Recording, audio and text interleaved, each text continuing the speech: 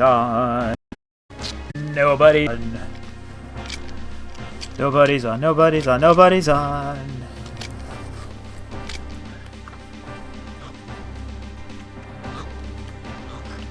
Alright. Tonight's stream is dedicated to the memory of my mentor,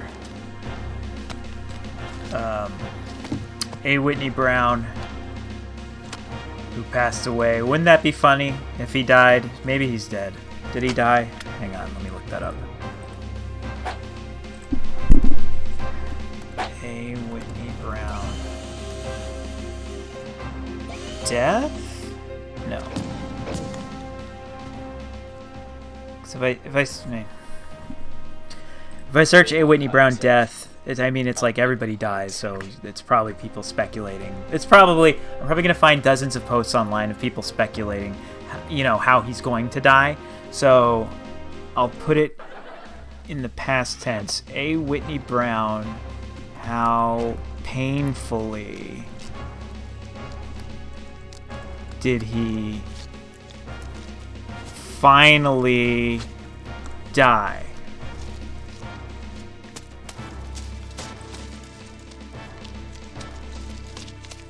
Brown, born 1952. Wow, he died fairly young then. Oh, I guess not. That would make him 70. And I guess he's still alive. Does he have a website? awhitneybrown.com, maybe?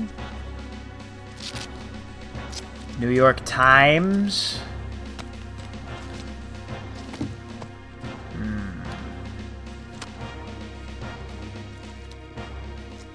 Oh, he was married by Michael Nesmith from the Beach Boys.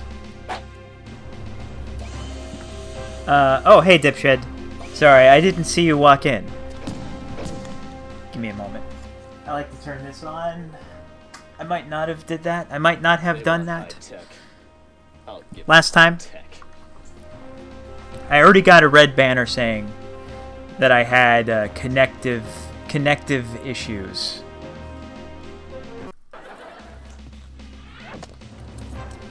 And this is the first Kroger brand seltzer water. Lemon lime. 0 calories. This is what men drink.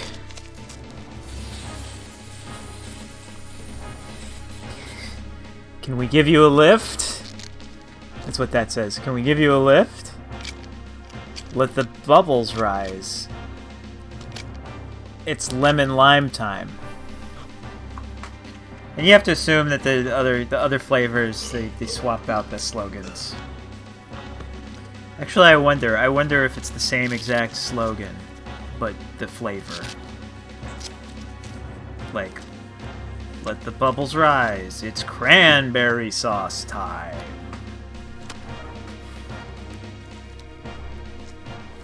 Who knows? I'll never know because I never buy the other flavors. I only buy lemon lime. Cranberry sauce. I can't do that. I can't do our friend Robert's impressions. That would be. I should text him and tell him I'm doing this. Okay, so truth be told, I made a tactical error by telling people that this was happening at 6. I meant to say 7, and I decided to roll with it because I would like to start earlier. I like starting at 6. The only reason I start at 7 is because at work there's no guarantee that I will be home early enough to start promptly at 6. And true enough, that sort of happened today. I had to kind of rush. I had enough, I made some food and scarfed it down. Yeah. But today, what happened was I drew the short straw at work. I wound up taking the run that takes the longest amount of time traditionally. Wasn't too bad. I got home right at a little after 5, which meant I had an hour to do everything. Because I have not finalized my playlist here, and I'm just gonna add everything. This might be a slightly longer stream. That might just be what has to happen. It might just be a longer stream. I know everybody starts. It's 3 hours seems like a good length for a Twitch stream. I tend to do 2.5. I think the Dennis Leary stream was long, but it was broken up because of my computer issues. A lot of that time spent me saying hey, am I on? Is this it? Can you guys see me? Do I still look nice? Do I still look good in glasses? But I'm a little frazzled, folks, and now I have to remember where my trailers are on my computer. I was gonna weed through them. And, oh no. That's not good. I was going to weed through them and kind of maybe eliminate a few, but I'm going to have to do that on the fly here, maybe. The guy with the glass.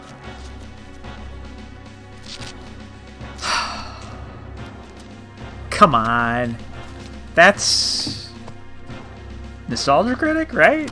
Is that's who he used to be, right? He used to be Nostalgia Critic, right? The guy with the glasses? That pisses me off so much that he tried to brand as the guy with the glasses. That guy. Doug. Oh yeah, that's what Doug Funny grew up to be. Oh, thank you, Best Show Vault. Thank you for following me. Andrew Chowder.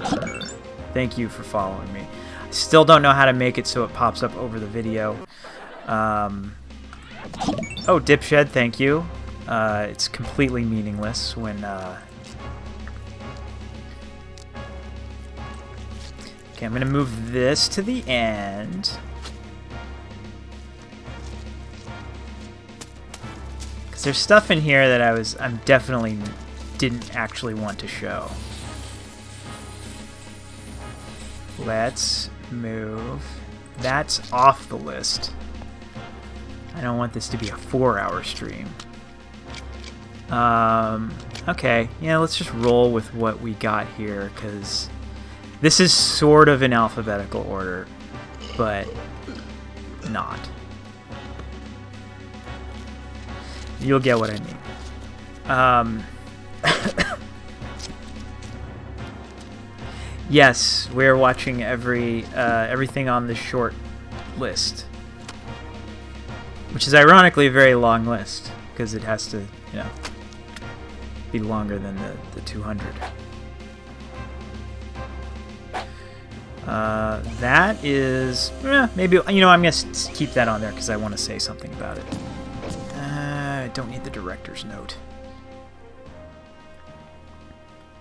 They want high tech. All right. This is not in ideal order, but it's got to be in some order. So let's continue. Well, how do I find... This is... I'm sorry, folks. This is a disaster. I actually got I got a decent number of views right now. That's nice. I like that. I'm not asking for a lot, but, a few people. As long as the viewers outnumber me, I'm happy.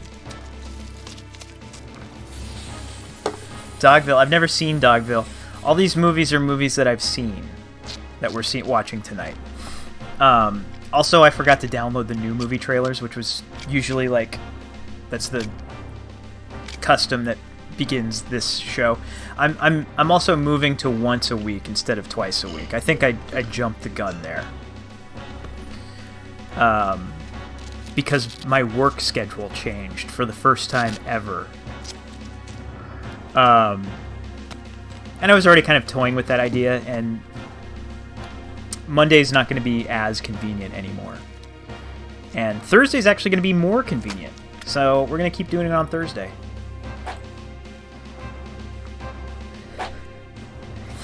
I'm so sorry, Ringo. We might watch... The new trailer comp was only 10 minutes long this week. So maybe we'll do it next week. They want high tech. Or I might never do it again. Okay, we're rolling into the first trailer. And I might randomly decide to skip things. I'm so sorry. I wish I had more time to prepare. This is a movie. It's not that good.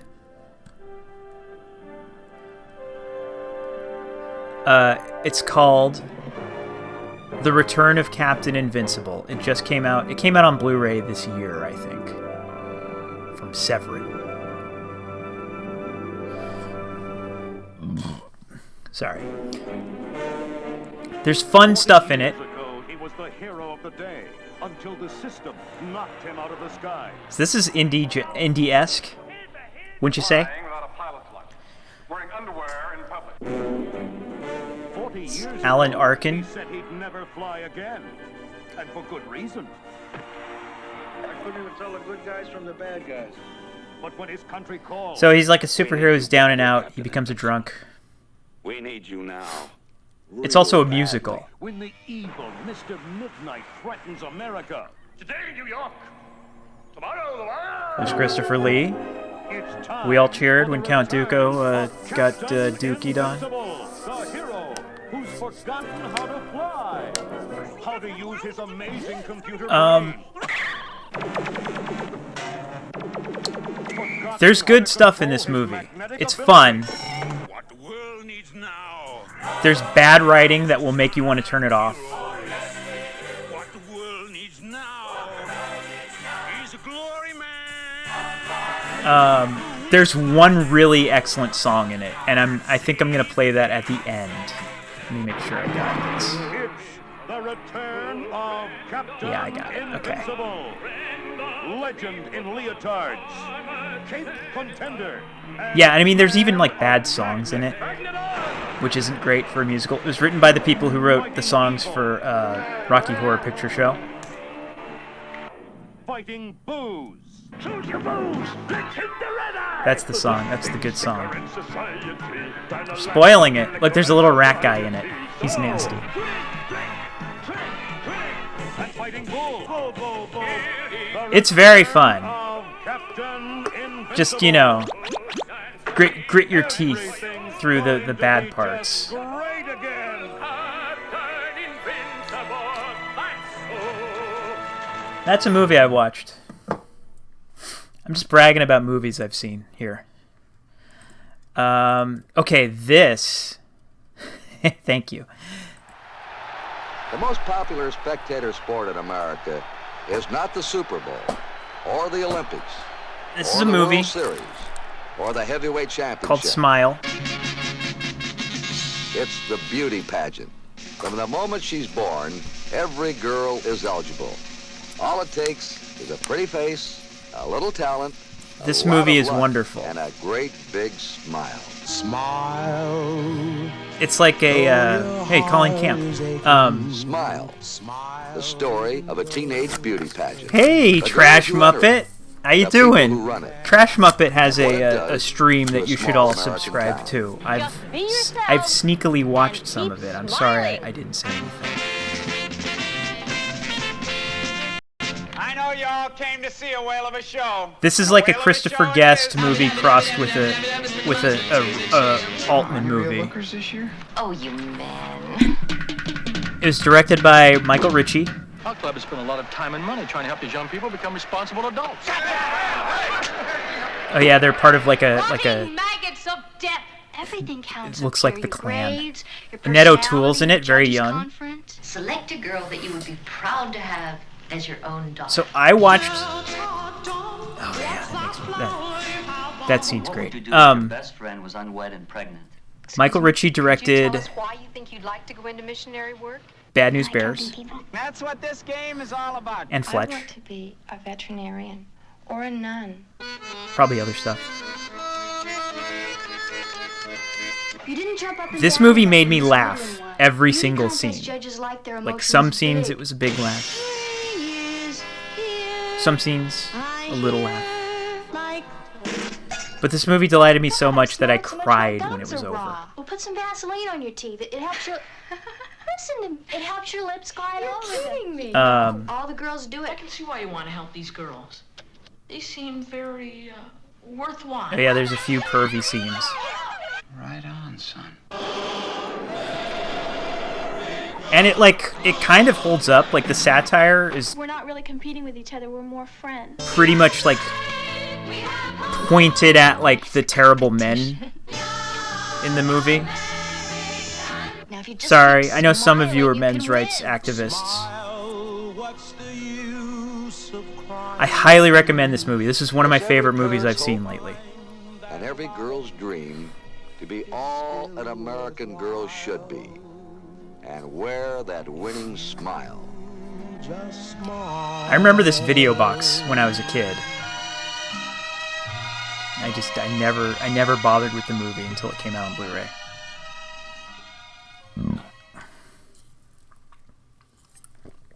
That smile.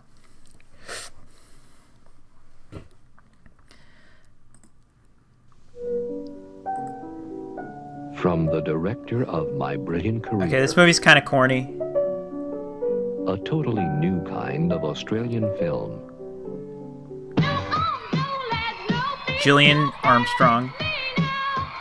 This is also a musical. Last night at the Lizard Lounge, Jackie blew the roof off. What with? Hot air?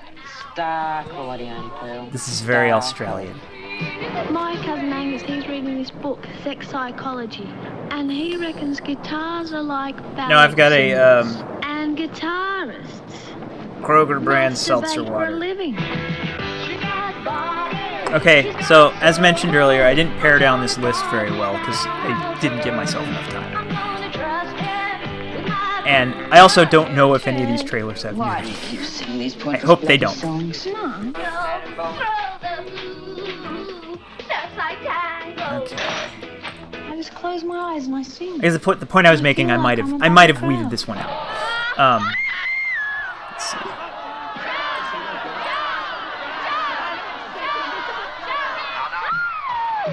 She dies. Okay.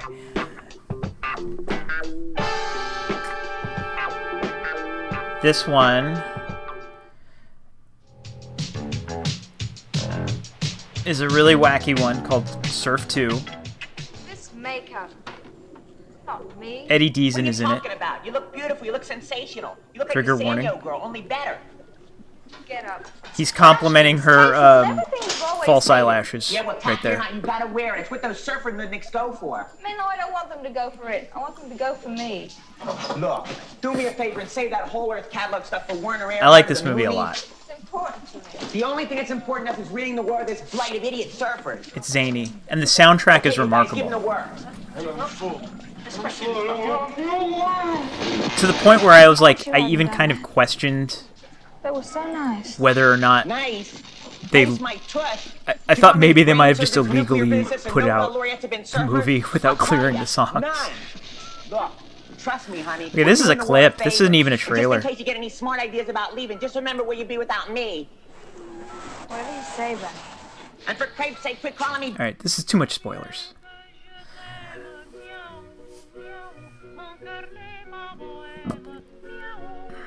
Oh, God. I really scarfed down my meal before that. I only had like 20 minutes to eat before I got on stream. I might barf. This is called The Tale of the Fox. And I don't know how to pronounce the filmmaker's name, the director. But he made a lot of great early stop-motion animation that's creepier than this. Yeah, this is... I'm certain Wes Anderson saw this movie.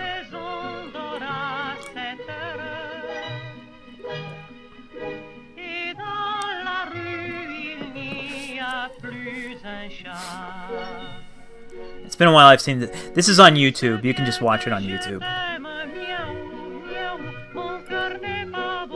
Like the whole movie. This is just a clip.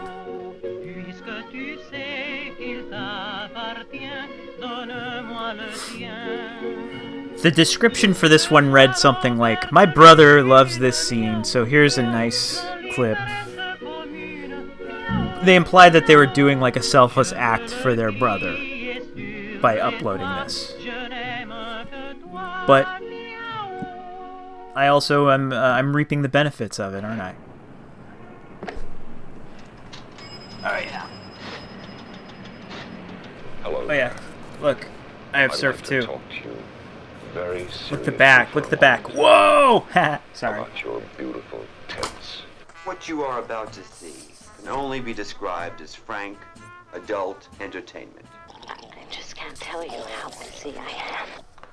I made dirty calls because I'm a creep. It was only a phone call, but it was a... This trailer's a good candidate for accidental nudity.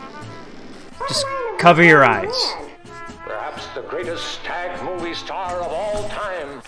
What? Precisely. Does that image suggest to you? He stayed in Maryland.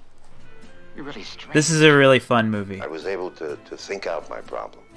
And it's filled with like beautiful naked women. Call up pretty girls and say, "Dick a lick." Which is good. I think that's a good thing. Look. Okay. Make obscene telephone calls. The best calls. Calls that no one can resist. I have perfected this highly specialized art to the point where there's some spicy stuff. I could seduce the President of the United States. His children. His grandparents. There's an impressive quote coming up. I have no political ambitions.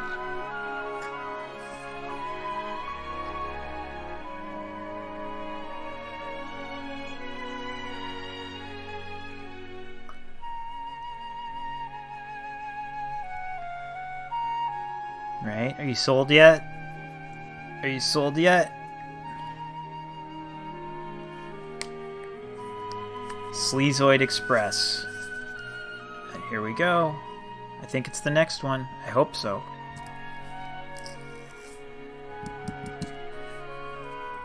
Look! That guy's famous. He's a famous fiddle player. There are 8 million. Alright, this one. Big city. I've yammered about this movie. Perched up here night after night, looking right down into the heart of the beast. Will you get in the car? Yes, it's story time. This is Times Square. Anyone who follows Jake Fogelnest has heard a lot about this movie. Pamela, this is Dr. Huber of Columbia Presbyterian, professor of neuropsychiatry. He's attending this month. Yeah, the soundtrack for this is incredible. Here with us. Ooh.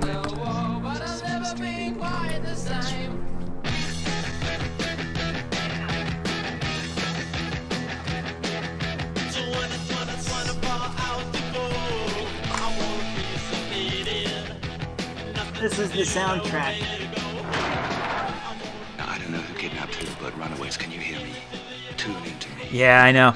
I upload these to YouTube and I have to contest not everything. Keep doing it for all us stay-at-homes. Look at that gatefold. We are going to do everything ourselves. Because we know better than them. That's what the back We'll show that we are human looks beings like. and not dogs. All right, freeze, or I'll brain your clothes out. I'll brain your blows out, she says.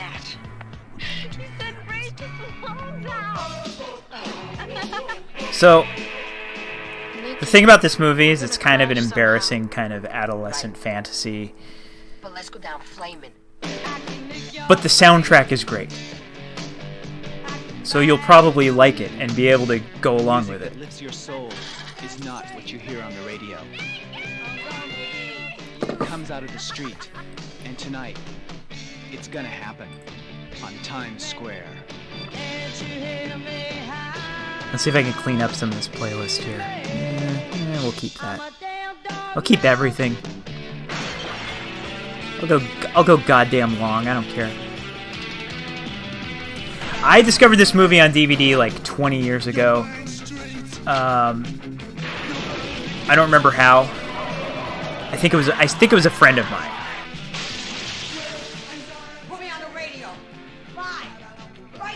This is kind of known as like one of the better punk films. It's a little corny, but I genuinely love this movie. It's coming together.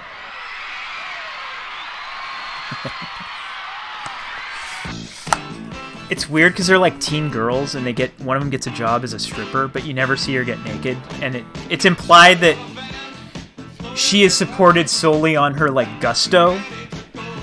Because you see her first stripping thing, she doesn't even take. Original see? Soundtrack available on RSO records and tapes. Not that I want to see a teenager naked, but you know. There it is. Okay. Shh.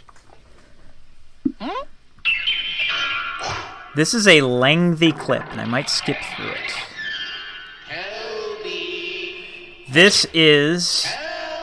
Mother, father, Sherry, you've got to hide. Get out of here. Ridiculous. This is our home. What on earth should we hide from? There's no time This. What does that mean? I already forgot what I just said.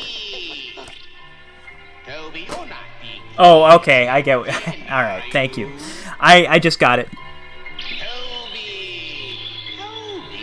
For those of you who don't know,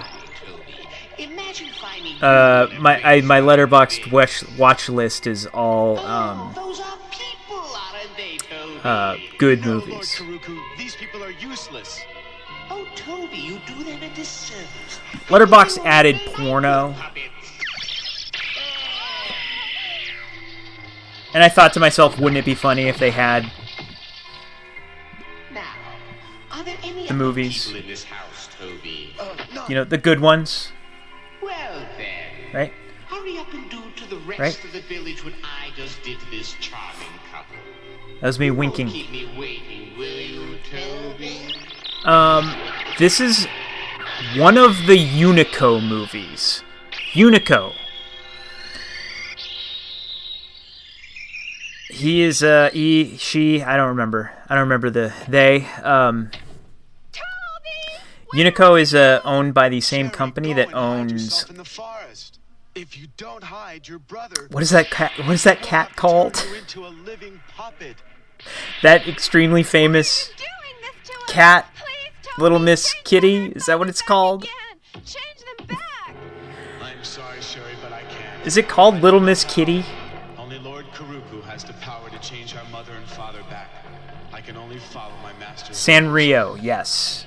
Hello Kitty, that's it. All the villagers, people of my own kind, into living puppets. Hello Kitty makes a cameo in one of these movies. So there's two of these movies, as far as I'm aware of, at least in my world. Hello. Hello Kitty. Hello Laverne. There is a Blu-ray that's a double feature that has two Unico movies on it, and this is the second one. The first Unico movie is kind of standard kiddie movie fare.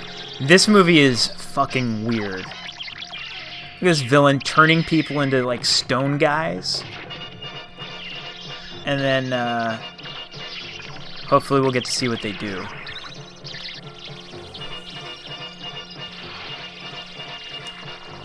Unico Island of Magic might be the title of this movie.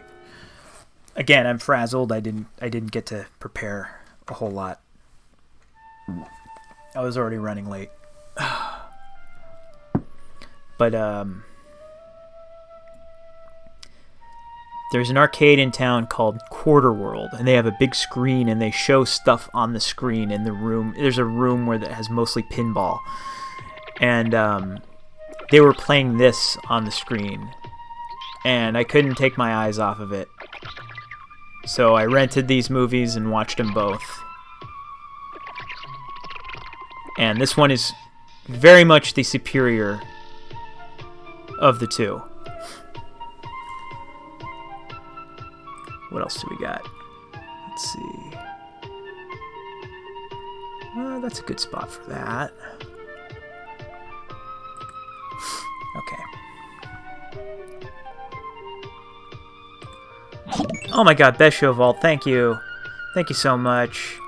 Wowie, wow, wow, wow. Oh, wow, Andrew Chowder. Thank you for following me. That's so great. Thank you.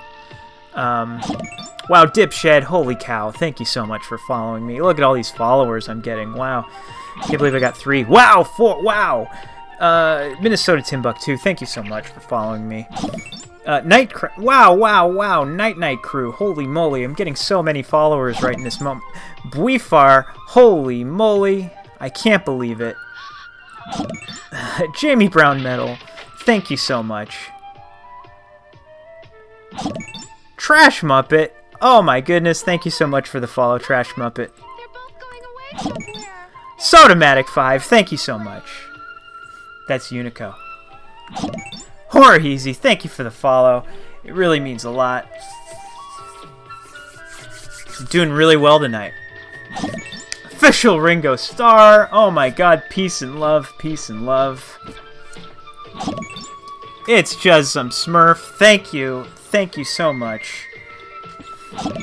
Cliff Steele. Wow. Wee. Zowie. Brett Harity. I'm tired of this bit. But I already clicked play. Criterion Crybaby. Dipshed, thank you. Look at all these guys. Look at what they're doing. They're being nuts. They have toxoplasmosis. Like the wolves in Yellowstone. Did you read that story?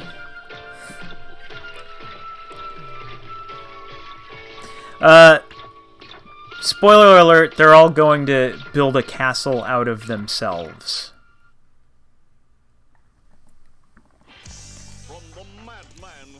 Okay.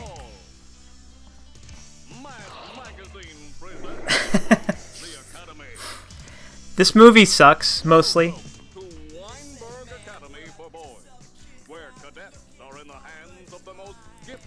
But it's fun to watch. If you don't know, Mad Magazine made a movie. They were copying National Lampoon. Look at that guy. What's his story? We're gonna do our laundry tomorrow. I don't think they were really that involved with the making of the movie. And they actually like sued or paid money to have their name taken off of it when it was like done in theaters. Cultural activities are of equal importance. Hey, Ash. And social intercourse with members of the opposite sex. But the soundtrack is incredible. With our instructors always setting the example. Do you like it when a gentleman ties you up? What? You know, with rope. I have it. I have it. Is Weinberg Look, I have it. Where young men of good character are prepared to meet the future. This is a band called Blow Up. Look, it was in the cutout bin. Because you're outcast. If you can qualify, we invite you to apply. I like the band Blow Up, actually. There's more of them floating around out there.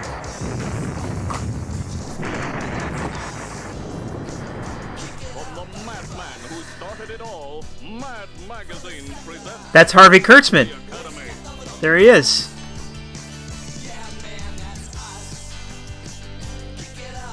I like that the trailer implies that Alfred E. Newman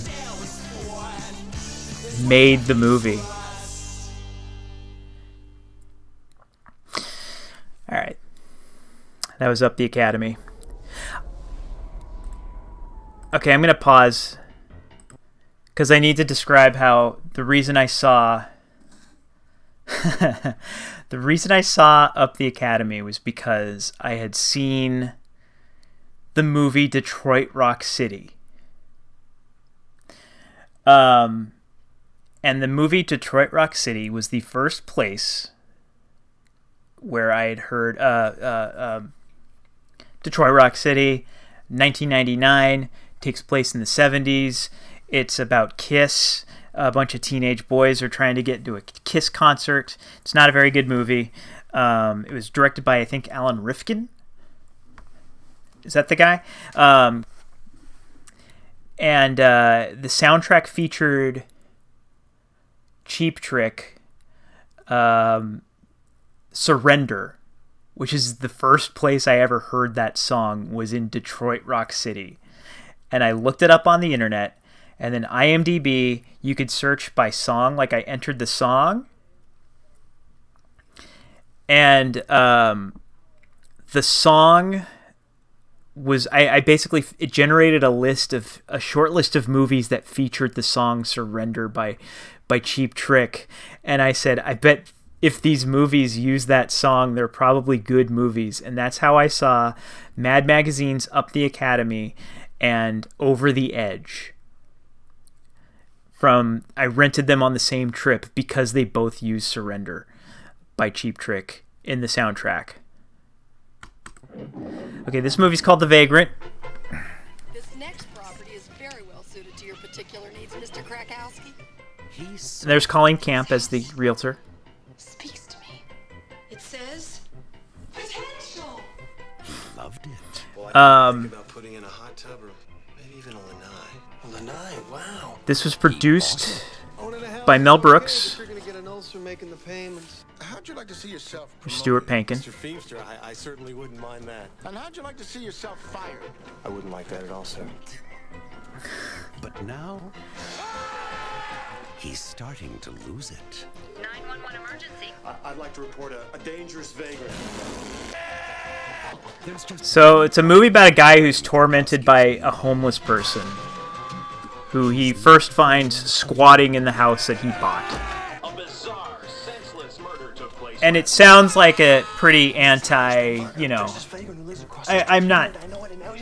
You're acting like a maniac. What my point is, there's a leftist read on this movie that it's kind of about economic anxiety. It's very tacky and gross and weird. It's so sexy. I think it's on Tubi right now. Nice young man like you to talk to. It's scary. So scary. I rented this completely at random. It's funny. What could you possibly see? So funny. You seen a blue 78 Ford? And it's I highly recommend this movie. It's very weird and fun. Arrow Video is putting this out.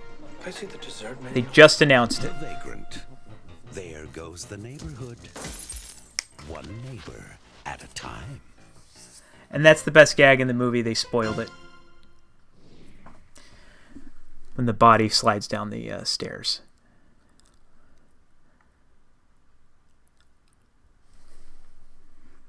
What's next? What's next?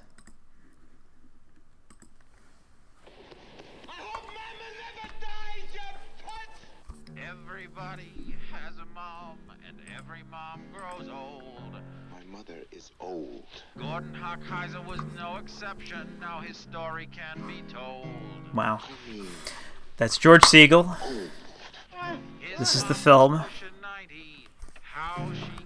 I fell down, Gordon. Ooh, I knew that. This trailer's probably not going to be that good, but this is a very funny film.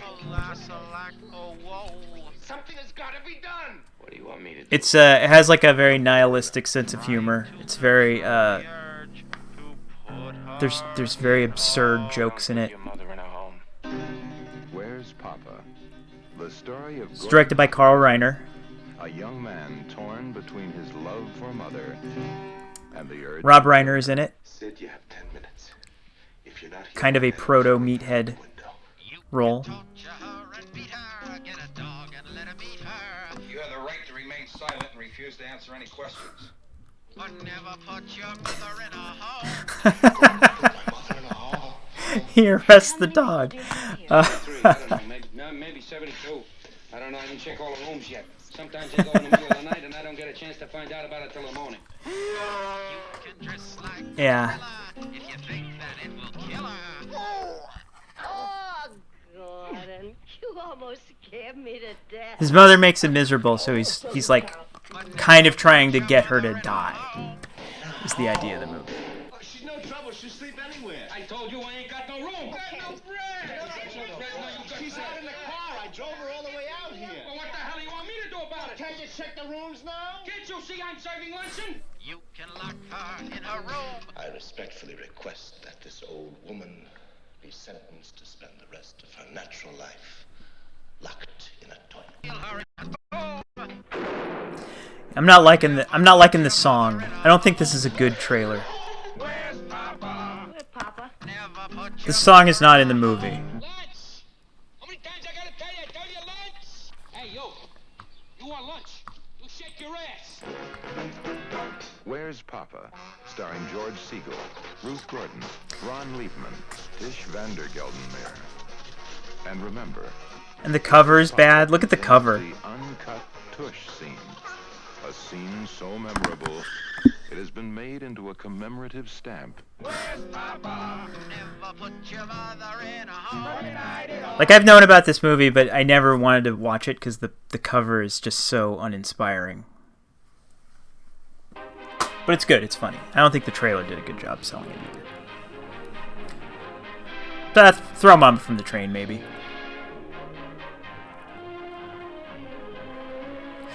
Okay, this movie.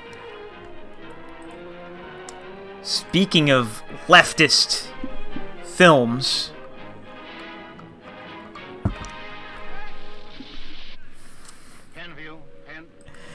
there is Uncut Tush. This is a movie about kids, these teenage boys who run off to look for work. It's the Great Depression. They don't want to be a burden on their parents, so they go out and try to make it on their own. And they do not find work. They find a lot of other teenage boys doing the same thing. This is a pre-code classic. In that it's very anti-capitalist. I'm sick of being hungry and cold. Sick of freight trains. There's a scene, so they find a girl who's going around the trains trying to... She's dressed like a boy, basically. She gets raped in one of the scenes by, like, a rail cop. By, like, a train cop. And the boys get together and they throw him off of a bridge over a cliff. Basically, they murder this guy.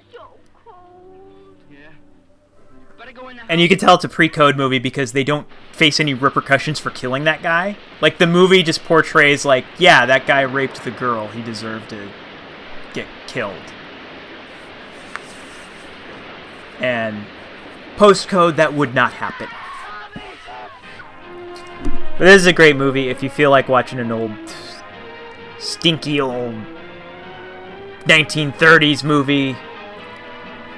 This is a great one.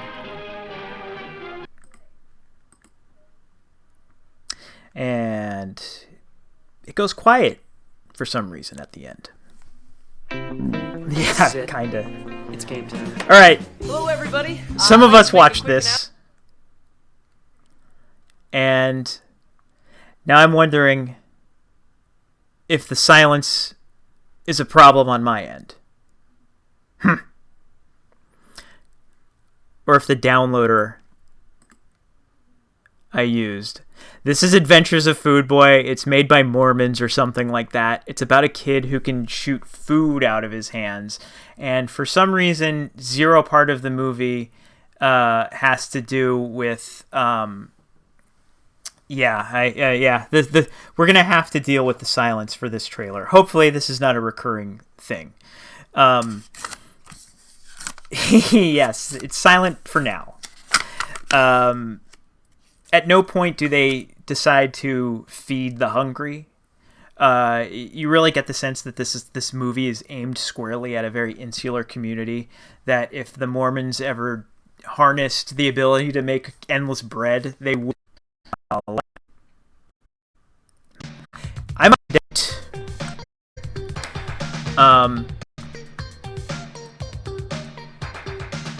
So I have this one B, but I'll be honest, I don't actually remember much from it.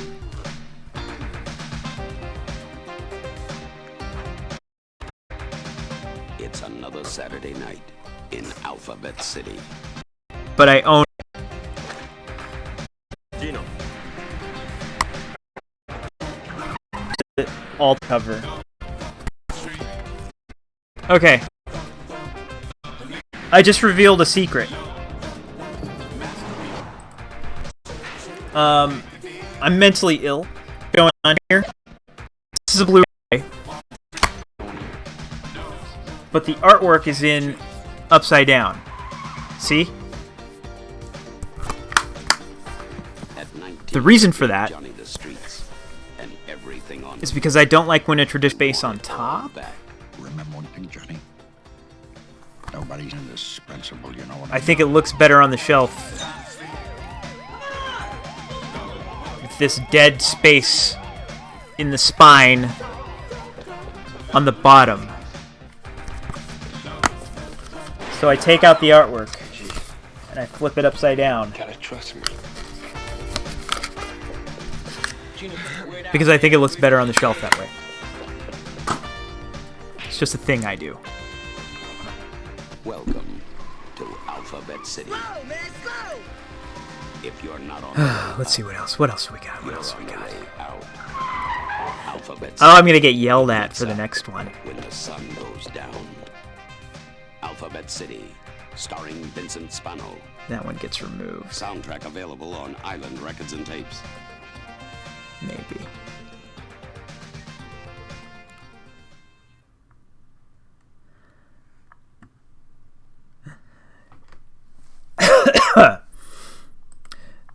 Oh, sorry.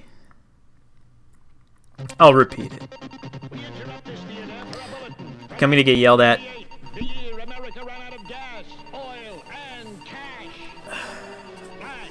People have stopped driving cars and started living in them. Flash.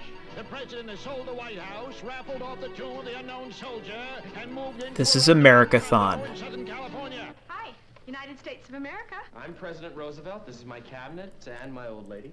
Flash. The city of San Diego has been bought by Mexico. It's got Peter Riegert Flash. from Animal House. Arabs have joined forces to form the United Hebraic Republic. Bad planning. Basically, yeah. Country is in the toilet. Her country is flat broke. I know a way to raise money. George Carlin is the narrator. This was written by members of Firesign Theater. An America-thon. Ladies and gentlemen, a spectacular America-thon event. The first mother-son boxing match. We can still clean. I think that's Sylvester Stallone. We can trade in all our cars, but nobody's driving. And now, Meatloaf versus the last living automobile. You gotta grab TV screen. That's Sane Busby. Damn it. Ooh. I'm not a country. I'm not an office. I'm not a decorative seal. I'm a person. I'm a man. I'm a man who wants to make love to you. Oh. You want to talk? We got 30 days to save them. She has a crazy accent. Folks, do something. I'm dying. Call in, make a pledge. It's a very fun movie. Call yourself an American if you care about America. Then see America-thon at your local theater before you see it happening in your own I got some grief. America-thon 1998. Oh yeah, Elvis Costello performs a song in this. And I love you. Dipshed got mad at me once because I referred to it as a bad movie, and then on Letterboxd I gave it a good review. That's because I reflexively refer to any movie I'm in the middle of watching as a bad movie.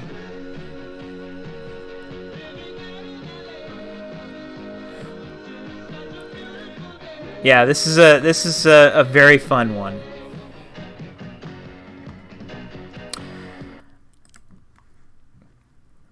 and I'll never live it down. Okay, this movie. Oh boy. Damn, man. You alright? It's called Angry White Man. Hey, man. And would y'all rather be a gay black dude or a Jewish midget? I'd rather be gay and black, because I'd hate to be short and cheap. That's not nice. You need some help, my friend. You want a bong hit? I'm a Jehovah's Witness. This movie's not very good, but That's good. You invited a small black Jehovah's Witness into in the middle of the movie, Matt Berry shows up and takes it over. He changed your life. I'd rather trust a Mormon. And then it gets great. 2 cases of beer, 2 porno mags, 3 glow sticks, and 2 cans of whipped cream. And I may have left that on the shelf. Oh no. Hey man, I love you. This is it. I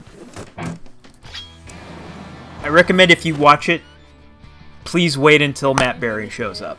It was the summer of '74 when you turned out to be a He's an acquired taste. But nobody has seen this movie. It came out on DVD. It was made available for video stores or like, you know, rental. I actually wrote the producer an email. And he sent me a free DVD. That was the DVD I just held up. There's Matt Berry. Yeah, it's really crappy and low budget. And it takes a little while to get going. But yeah, that one's alright. It's okay. Okay, so this isn't even really... Come on. I'm going to go back to that. Alright, so this is kind of a Vimeo plug. If you search for that guy's name, Fred Barzik. Oh, wait. Sorry. I didn't realize it didn't freeze frame on the right thing. It's doing that thing. You know that thing that happens? That's happening right now. And I have to fix it. I don't know why this happens.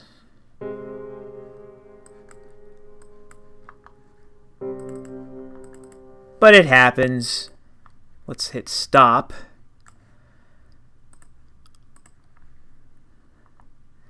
This will be a disaster if I can't get this working again. I might have to redo the whole playlist. Yeah, I have to hit X. Oh, and it does make the playlist disappear. You hate to see that. Okay.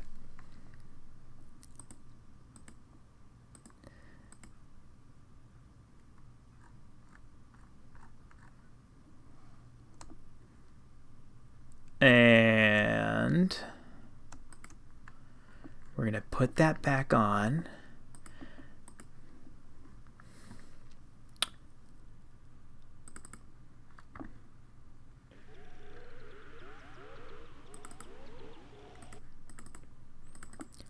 Oh, there we go.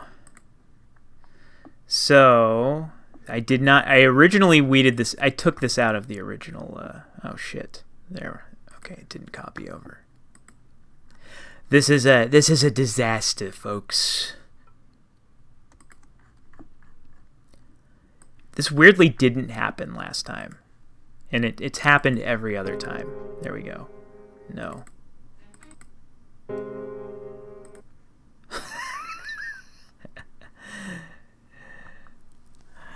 Yeah, I did. Well, no, that's not what I said. You jerk. I said I liked it. I explained myself as far as, you know, remember the time when I said I was watching a bad movie and it was Americathon, and then Khan said, "Oh, I like that movie." And then And then I backpedaled. Oh, actually, I think it's fun. Well, the truth is I just reflexively call any movie that I'm watching a bad movie. And I like the sounds. Sounds are cool. It's still not working. I can't believe it. Okay.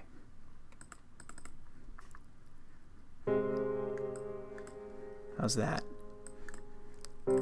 Oh my god, there it is.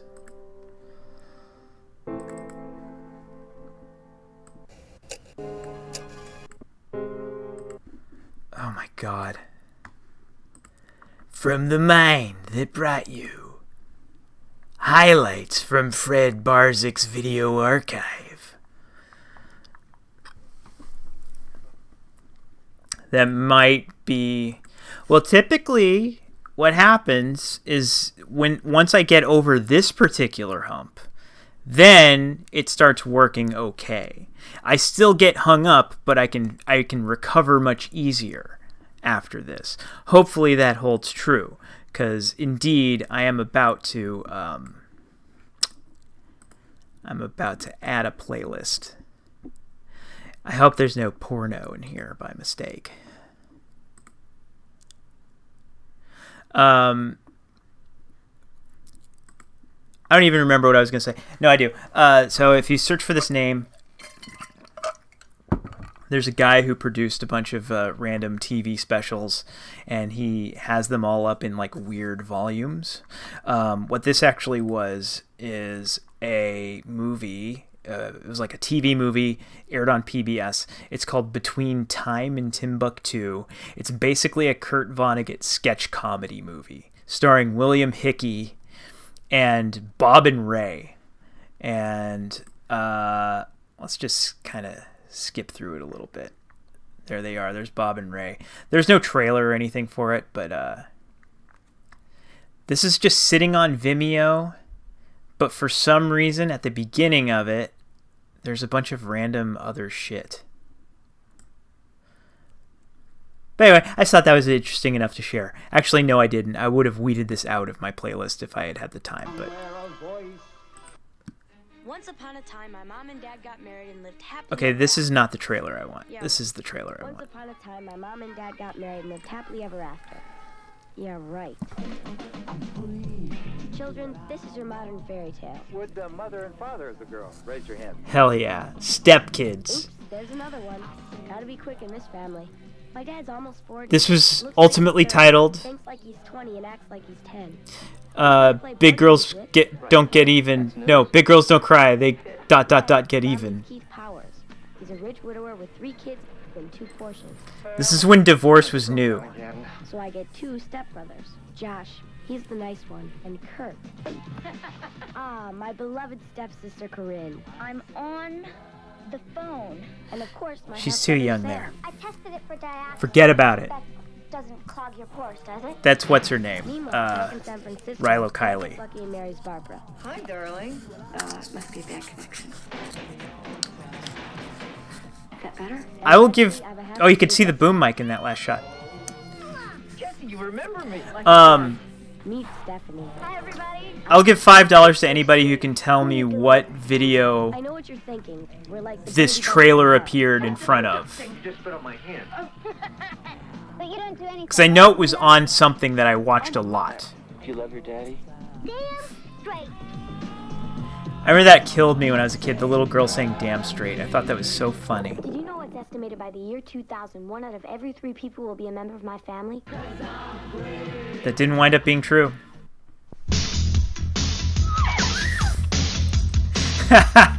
Nothing succeeds like success. Bikini Car Wash 2. I shouldn't have put this on. This is kind of dicey.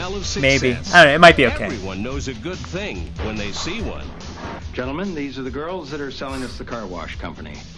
Oh, that's probably right.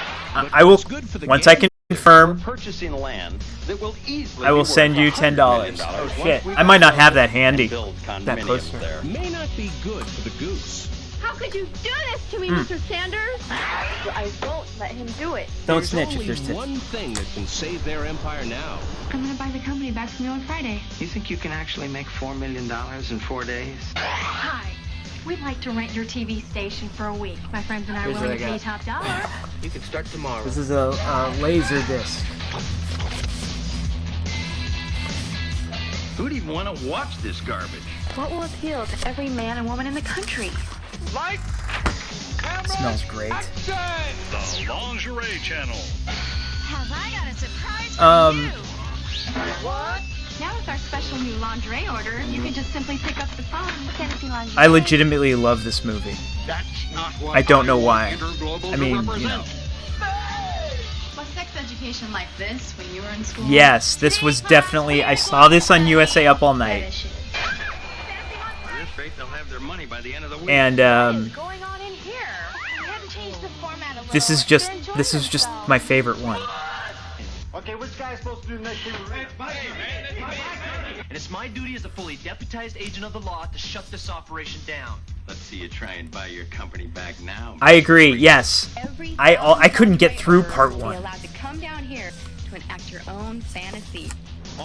And the thing, part 1 is actually about a bikini car wash. This one, they're like running a TV station. Are you with me or not? The corporation will never be the same after Bikini Car Wash 2. The sound effect when the blouse comes off, that's so fun. Alright. They say that dog is man's best friend, I but nothing can stop the heroic and loyal escapades of this hilarious canine. Bingo is an outrageous comedy adventure that's sure to have the whole family howling. His name is Bingo. He's a dog. He just needs a little boy to play frisbee with.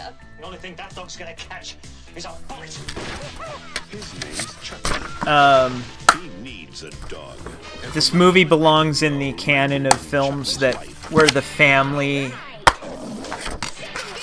has a mailbox that is a scale model of their home. You guys saying that I'm hiding a dog or something? Bingo, Chucky's family. I hate animals. And a change of This was a favorite when I was a kid. But Bingo didn't give up. He got moved. Are you kidding me? But Bingo's a good dog. And as he made tracks, he Are you seeing this? Look at that. What is that? Champagne? I remember we watched this one movie night, and it did not go over very well. And the 6 o'clock news. Your Honor, It starts strong. read back the dog's testimony. Nothing can stop. I think it gets bad towards the end. He's all business. Assisted dishwashing. Even when business Raw meat? is a pleasure. Oh yeah, I knew you were just getting back at me. You were definitely there. Because nothing comes between a dog and a dog's best friend. Bingo. I bought this from Impulse Video, which closed. Okay.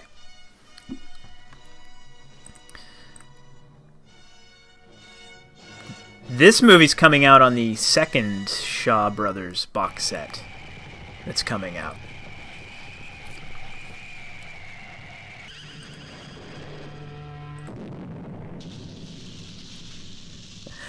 Who's the director of what? I don't know.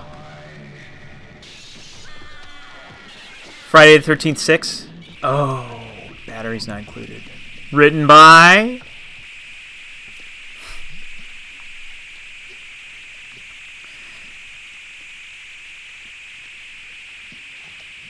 Brad Bird.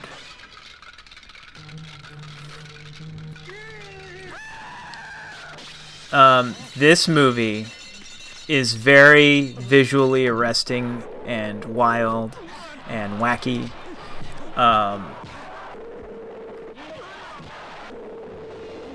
The Boxer's Omen. And I saw this at Hollywood 35mm print, it had subtitles just like this.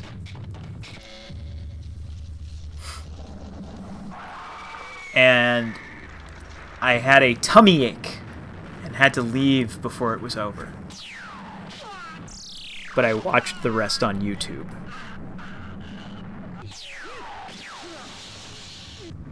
It is full of wizard battles.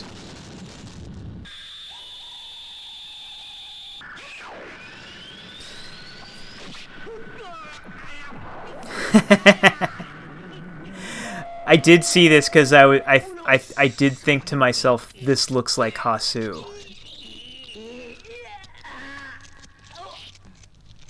Oh yeah, I love Legend of Billie Jean.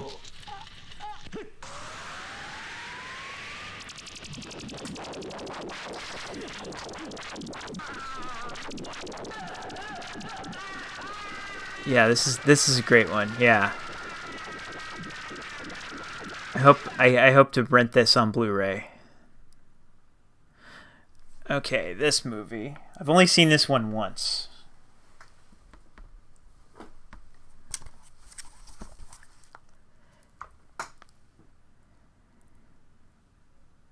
It's Nearly all these this murderers movie. are white males, many of them handsome, charismatic, intelligent. This is the story of a couple of all-American kids, Roy Olsen and Bo Richards. They're young, they're clean-cut, and like most kids, they want to do something spectacular. So what do you want us to do, huh, Roy? Become computer programmers, maybe fly the space shuttle? This is a pretty dark movie. You know, normal, kind of quiet. It's kind of beautiful, but it's like, yeah. It's about two troubled teens who just start going out and committing hate crimes, basically. And they don't fit in. Look who's here. Not that fun, When there's no way out. but it's very good. It's very well done. It's directed by Penelope Spheris. These people confuse sex and aggression. They can't differentiate between the two. At 11:30 p.m. in Los Angeles, Roy and Bo met Angie Baker. Come back to my apartment. She was 29. Every 2 seconds of pain. Girls like that one have given us 18 years of pain. Lisa Fisher and Rich Wilder were both 19. This is my game, sucker. That's it. I was just about to hold it up. I could make you do just about anything I wanted to. It's in the look. It's in the touch. It's in the eyes. It's the latest style. In madness. I think I like every Penelope Spheris movie that I've seen. What are you doing, you crazy? Get out. So I remember being lukewarm on Senseless. Is that hers? Barely old enough to vote. It's you and me up here. I might be wrong. She might not have directed Senseless. It might have been Tamara Davis. From acclaimed filmmaker Penelope Spheris, a motion picture and a warning. The Boys Next Door. Rated R. Underseen. All these movies I'm showing you have From the director of Montenegro, less than a few thousand a new views formula for comedy. or votes on IMDb. That's how I Ladies and gentlemen. Cabin area is now being sprayed by quarantine officers. went on IMDb and generated a list of every movie I ever gave a rating to, and then I sorted it by number of votes. My name's Becker, Atlanta, Georgia, USA. Can I offer you something? Coffee, tea? Mr. Becker, I'd like to work with you. Why don't we go into business together? Well, what the hell is he? Remember this VHS box? If we got sex In the video store? Listen, the sound of coke. I like this movie. It's local hero-esque. Wild, dark, and bubbly liquid. If you've seen the movie Local Hero. Eskimos and other Canadians, we don't need to know. We need only just to bring it to the people. Every day, Coca-Cola makes new friends and new places. I got it with Slip. The earth will not be truly free until Coke is available. That bird just took a shit. It's about a part. It's about a part of Australia that where it's the only place you can't get Coca-Cola, and so Coke tries to court this small, rural Australian community where they brew their own, like, local soda.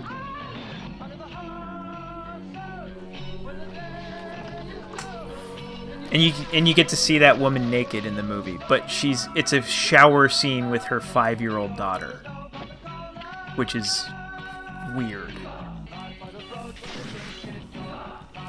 I don't know what to make of that scene. You can call me.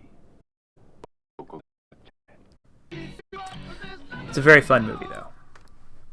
Eric Roberts and Greta Scacchi in The Coca-Cola Kid, a film by Dujan Makavejev from Cinecom International Films. Is that real? Green River Soda?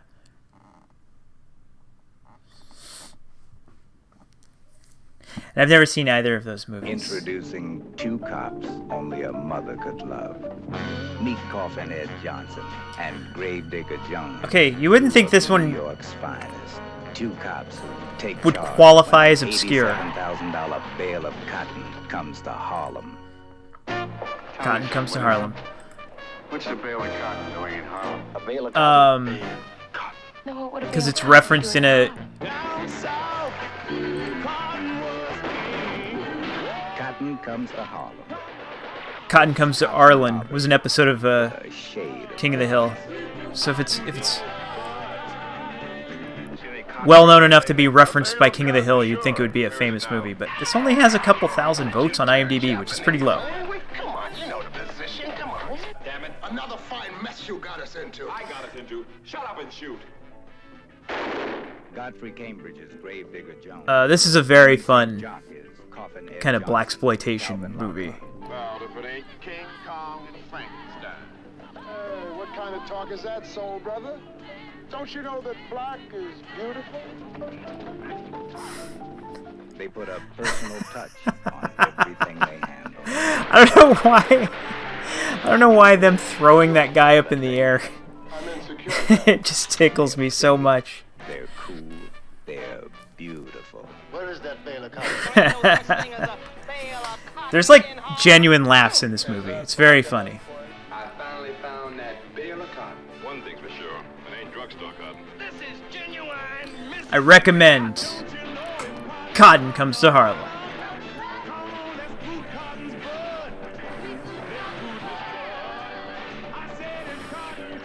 Yeah, I love it when people get launched.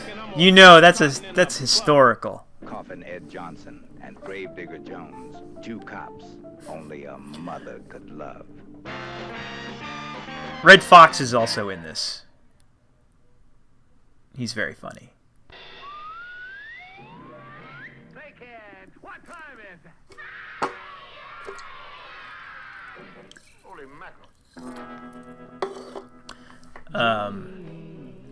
This is called Crazy Mama.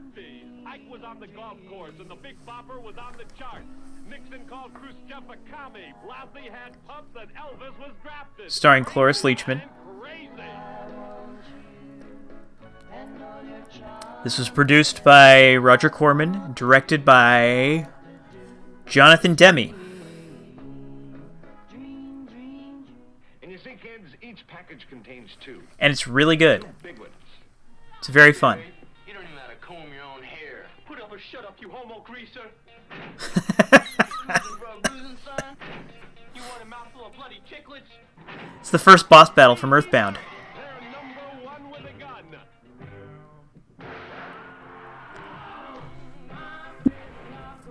It's a very freewheeling comedy. Nothing is free. I'm gonna tell you right now, you're not gonna beat the system. 3 generations of women go on a crime spree. Hit when I don't expect it. Okay, rob a bank. Let's you and me take a walk to the vault. Giddy up. You think I'm gonna let you rob? Soundtrack is great. Because it's a Jonathan Demme movie. So They'll have the FBI after us. Oh, gosh, there go our plans for the summer. Why, shoot, the way we're going, you know, they're liable to call out the Marines. Drop those guns, lady. This is available on a Blu-ray from Shout. Let's do something that'll make us both feel real good. I cannot believe what's happening here. Look at this. And the really weird thing is I'm not even mad. Oh yeah, that's Donnie Most. Looks like everybody's gonna go his own way this summer.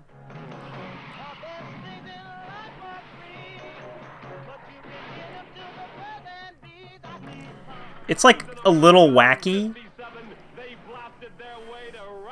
but people like get shot and killed in the movie, so it's like there's still like stakes. It seems like the kind of movie where they would soft pedal like people getting killed, but they don't.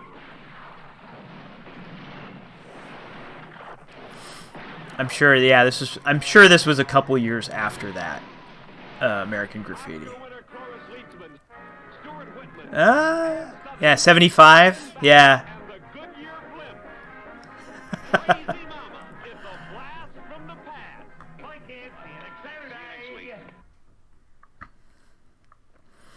That's a fun one. Oh yeah, this movie. Is a color crime movie maker. His name is Steven. He lives in our garage.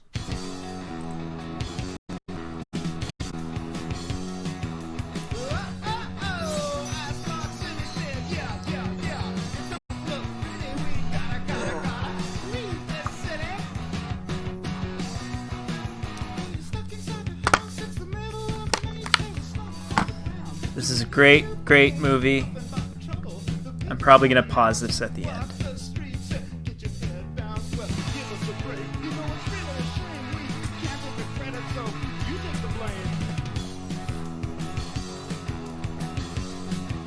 And I love this trailer too.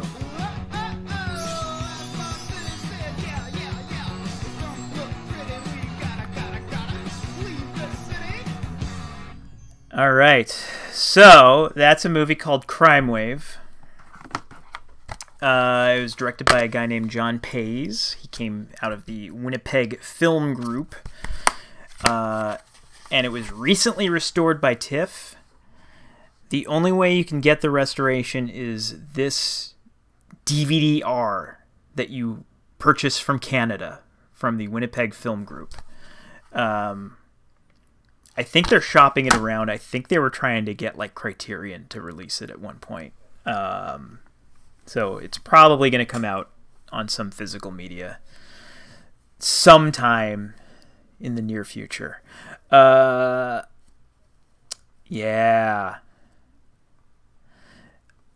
It should. So John Pays, this movie, it was on Canadian television a lot. It's kind of a Canadian classic. Bruce McCullough saw it on TV and hired him to hired the director John Pays to direct segments for Kids in the Hall. I should have gotten a few of his sketches ready, but I did not. Yeah, Martin DeGrelle is a big champion of this. Mr. Fart. Some of you might remember Mr. Fart from the forums. He told me this was his favorite movie. Yes, Mr. Heavyfoot is one of his sketches. Mr. Fart told me about this movie, and I went to the video store and I rented the Sam Raimi movie called Crime Wave. And I, for years, thought that that was his favorite movie, the Sam Raimi Crime Wave. But it's this movie. And I pulled up, let's see if it's still in the playlist. I got the first 5 minutes of the movie, and I figured we'll just watch the first 5 minutes of Crime Wave because it's almost like a standalone, like short. And let's check that out because I love this movie so much.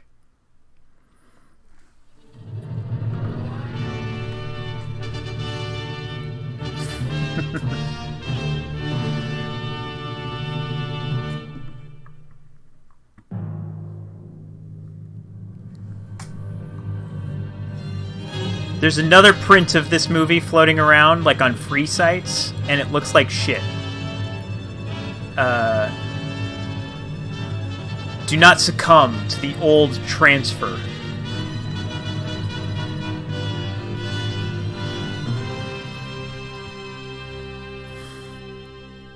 The top! Few guys made it. On the East Coast, there was Eddie Carlton's tribute to Buddy. Each sold-out performance began with a declaration of musical debt to the real Buddy in heaven. It's probably still up there. Scores of female fans, too young to remember, declared that Eddie was the one and only. The Deep South was Leonard Hank Taylor's turf.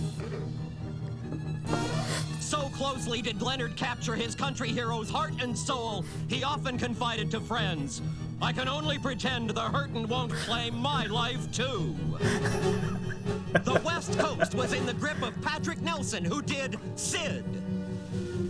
Chants of Sid lives, rose at every performance, and usually followed the star back to his hillside retreat, where an aide would pass on this message from Patrick: "Yes, Sid will never die." Between those operators, the big-time tribute racket was pretty well sewed up. New talent had it tough breaking in. But from the north, there was coming a man who would one day smash the order and shape an all-new and almighty tribute empire. His name was Ronnie Boyles. He had a dream. Never take off the cross.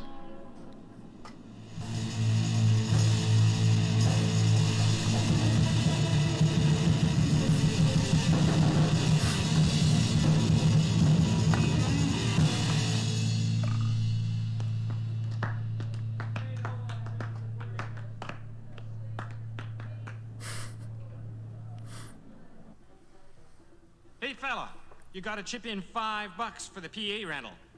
What? You heard me. $5. What if I said I was broke? I'd say the guitar stays behind till you get unbroke. Now, come on, which is it?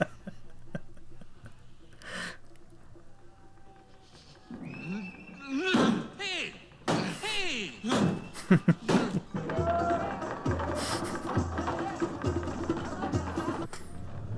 But I gave you your first break.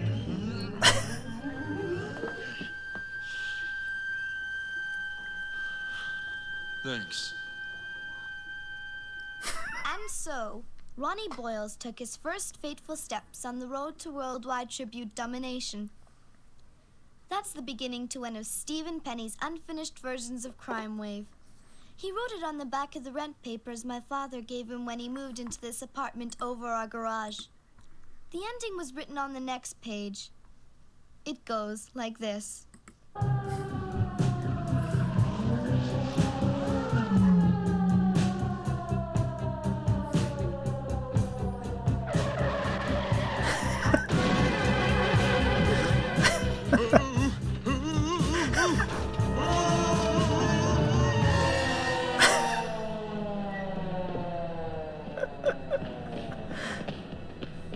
The king is dead, but he will not be forgotten. The place of Ronnie Boyle's final bow has since become a shrine, boasting of thousands of visitors yearly. Some come to wonder, others come to pray. And here's a playful young man trying to fit his face into the great man's farewell impression. Not quite, son, but who knows? Maybe someday he'll grow to become the next tribute king. After all, for Ronnie Boyles, it started with nothing but a dream.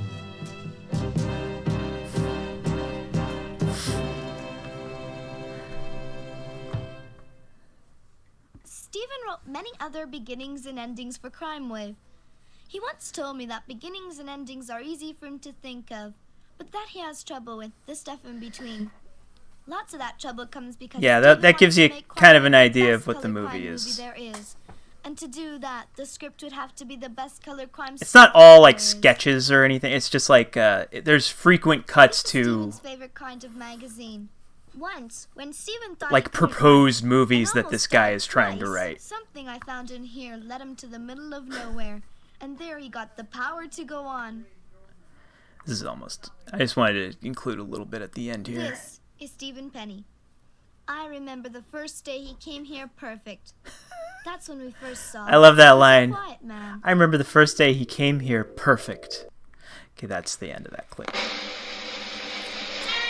That's Crime Wave.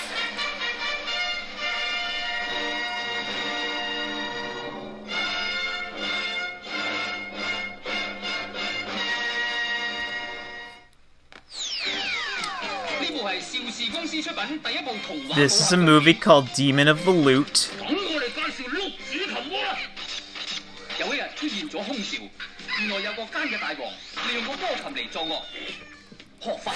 It's wacky.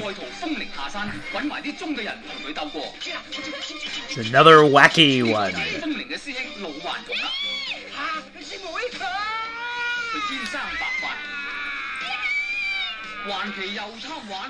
So this movie is actually a children's film, which I didn't realize. I kind of pieced it together as I was watching it. But, oh, the reason this movie is silly is because it's for children. The first Shaw Brothers one, that was The Boxer's Omen. And that's about to come out. Oh, it's Pee-wee's foil ball. That's about to come out on Blu-ray in America. So hopefully a nice version of that movie will pop up on your video store shelf or whatever your equivalent of that is.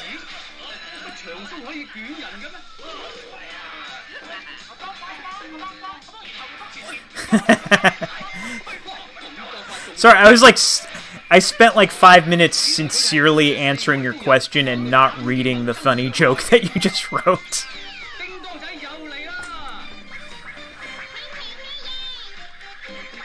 This one I really like. This one's very fun all the way through.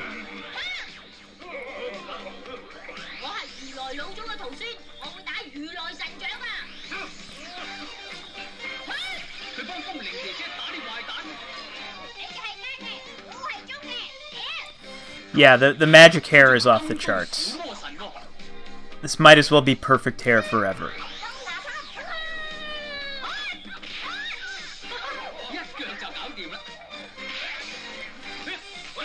This is Brenda's origin.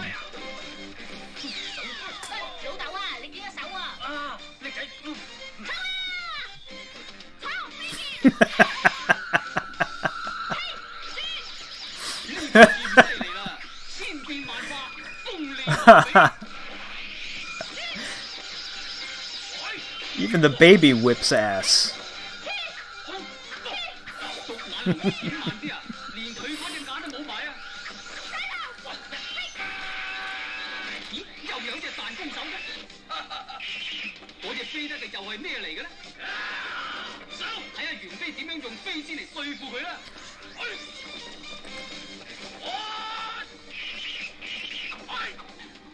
Yeah, movie trailers from the East are a little longer.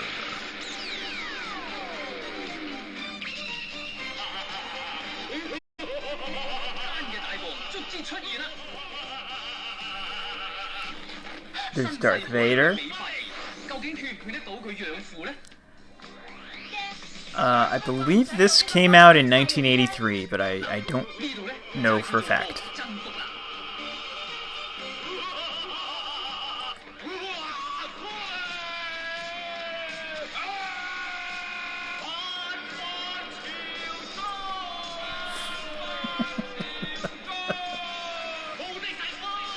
That's nasty.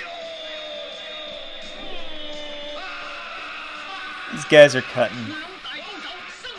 These guys are cutting ones.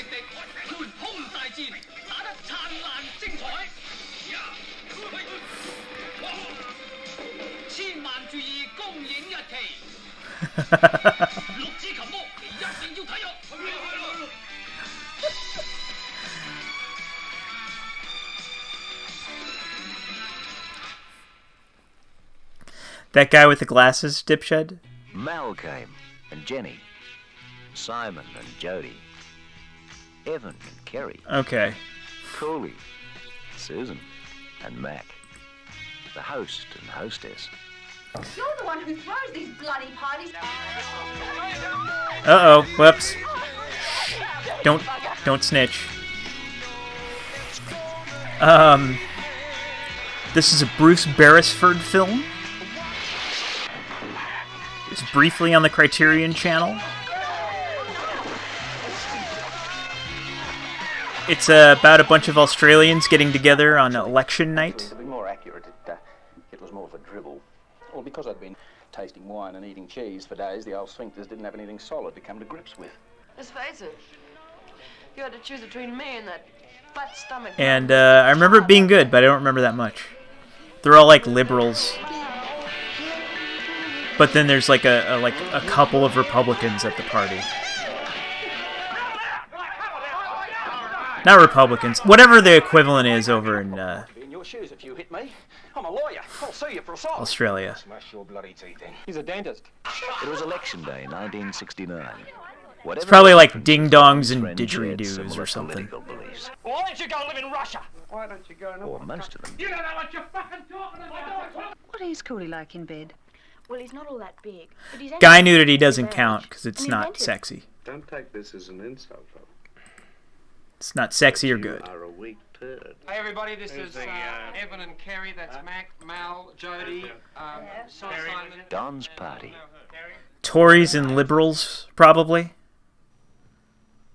Where have I seen that before? Oh, come on.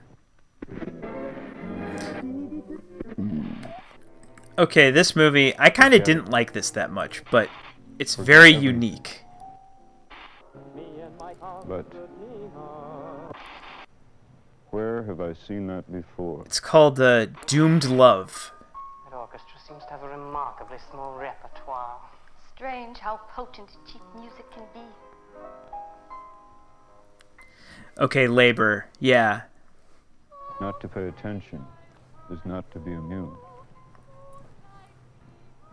Believe me, many of our most cherished dreams. The whole movie's like this, basically. Many of our most cherished dreams. Just people in front of backdrops. Look around. Believe me, I could really let myself go. The world history of emotion.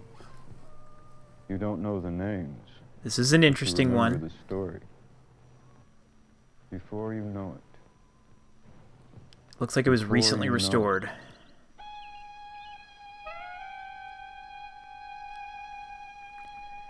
But I only included it on this because it's more interesting than it is good. Andre. Oh. Excuse me. Lois. I just came. I didn't see you. I just came. There's good moments. I like that part. I'm sorry I startled you. I didn't expect you. I just stopped by. Always good to see you. I interrupted you. It's all right. You were doing something. Remarkably underseen. It has like 30 votes on IMDB. Okay, here's another one in a similar vein.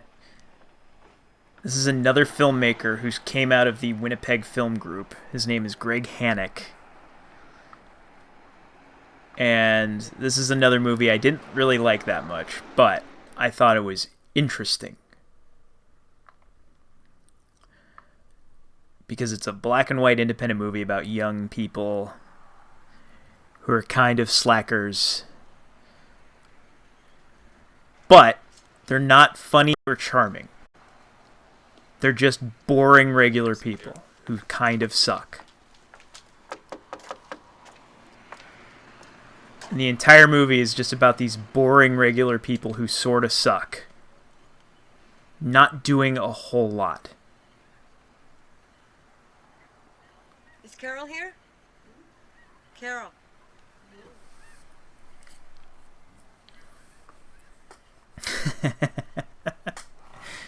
Who is that? I don't know. In this scene, they're going to a party. Yeah. There's nothing here. But they seem to have gone to the wrong house.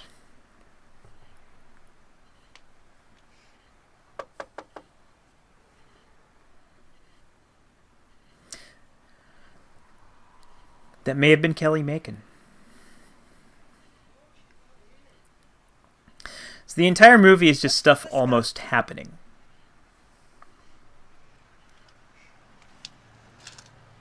Let's go. They show up to the wrong house, so they leave. That's the scene. That's the party scene.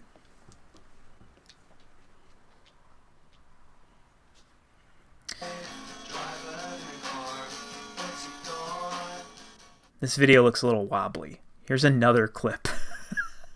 I don't think we're going to watch all these clips.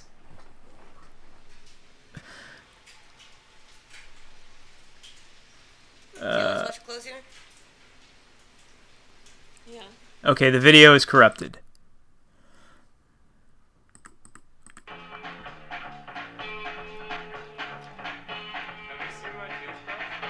What? Have you seen my toothbrush? You'll have to get a new one. What?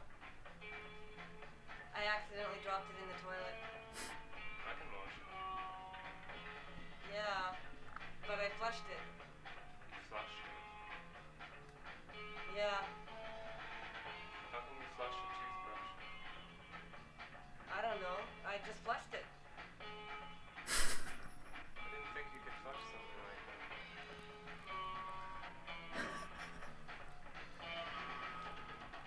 that. Okay.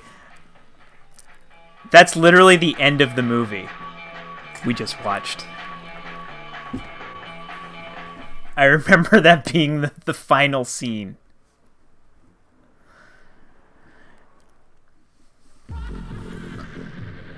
All right.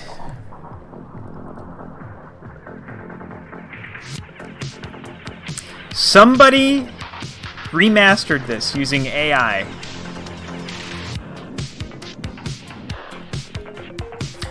Dr. Otto, The Riddle of the Gloom Beam, the first Ernest movie. Ernest is in it very briefly.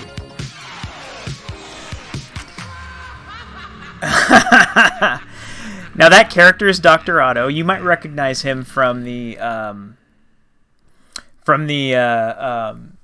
Saturday morning Ernest show.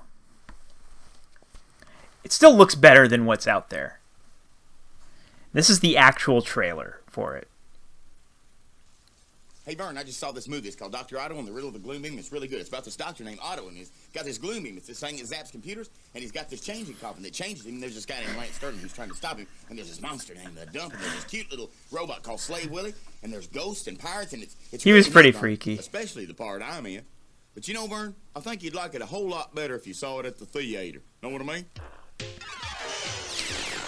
I loved, this was FTD Post scanned this trailer. Dr. Otto and the Riddle of the Gloom Beam.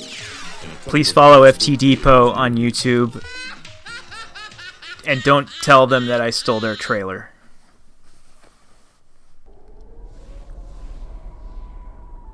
Nah, we don't need to look at that trailer. Red Letter Media did a thing about that. This is an edit of the movie Elves. Convene the Sisters of Anti-Christmas. Hey, the candle. No, I said don't. Let's get out of here. Well, what about the ceremony? Just have to be blood sisters. I rented this on VHS randomly. Your savings account is history. I'm going to the bank tomorrow to close it out. You can't do that. I'm not a pervert. I like to see a naked girl. I'm your fucking sister. Yeah, and you've got fucking big tits, and I'm gonna tell everybody My cat is the only friend I have left. It was the cat. It was a fucking little ninja troll. Agamemnon. Come on, Hugh. I can buy my own coffee. And you know I don't need any donuts. I need a job. That's what I need. Well, I don't have anything for you. This was edited. This is called Elves in 5 minutes. Give me a break, please. I'm sorry.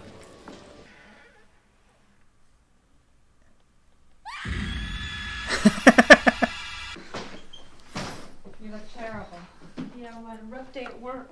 Santa got murdered. Hey, you. Morning. Hey, thanks for the call. You still want a job? I think the account that put this together was called like Bad Movie Bible. Then you die. In my case, they piss on you. I hope this doesn't start to represent a trend.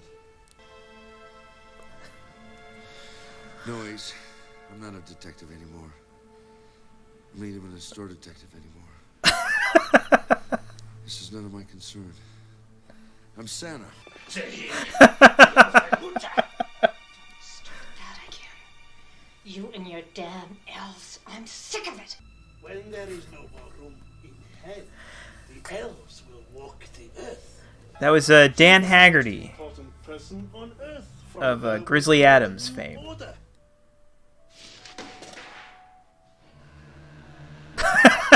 Excuse me, ma'am. I remember a book from college about mystical symbols and runes.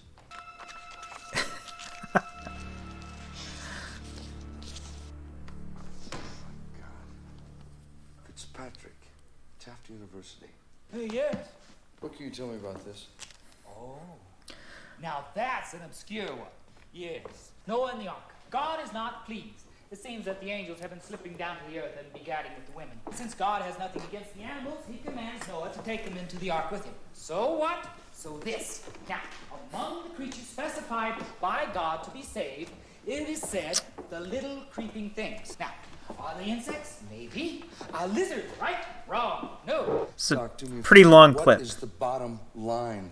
Well, I'm telling you, the bottom line is the little creepy things are the little creatures that creep on two legs. I know, right? Idiomatically, we call them elves.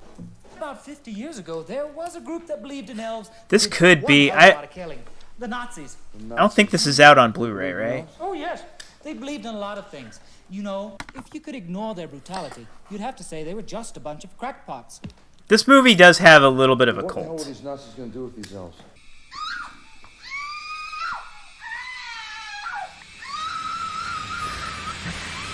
Thank you, Ringo. I want to know the connection between the elves and the Nazis. The elf mates with the virgin. I wanted to do a good one. To produce the master race, and it will eventually rule. It's the Mike world. Judge. They have magical powers. They can't be hurt or killed. They eat anything. They're a perfect soldier.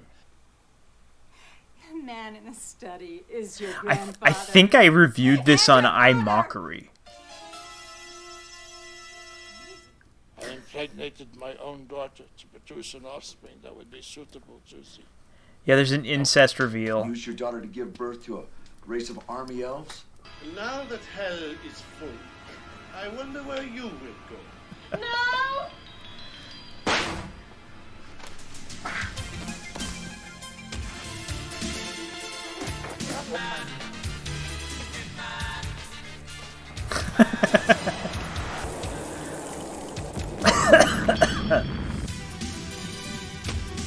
Who in the hell are you? Yeah, this one goes over well when you're Is that elf yours? when it's bad movie night.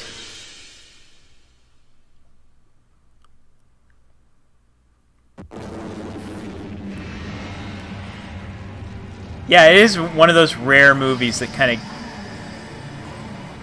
It's a bad movie that peaks towards the end.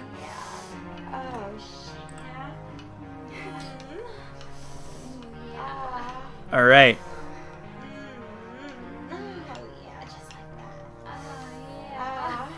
You shit my brains out. So this is a PFFR film. Yes. Stop manipulating me. Stop manipulating me. It's called Final Flesh. Stop manipulating me. Stop manipulating me. Stop manipulating me. Stop manipulating me. Stop manipulating me. Stop manipulating me. They hired a video production company Stop manipulating me. Stop that makes custom porn. Stop manipulating me. Stop manipulating me.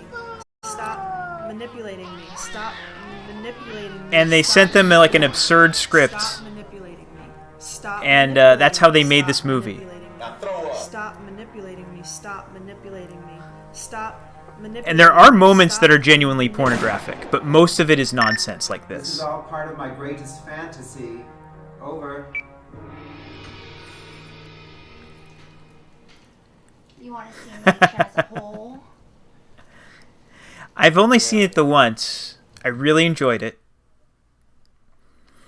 Yeah. It's a good one. It's a good one. It's a masterpiece. Frank McCluskey. Hey, Mr. Belvedere. His best friend just got whacked. Some of you remember this one. The cops are sure they don't care. You sure? Pretty sure. Now, this ordinary guy has to solve a murder. I'm gonna have to go undercover. Even if it kills him. Dave Sheridan is... Dave Sheridan from Ghost World. Can't be too safe. Um, Now available on DVD and video. yeah, we all remember Frank McCluskey.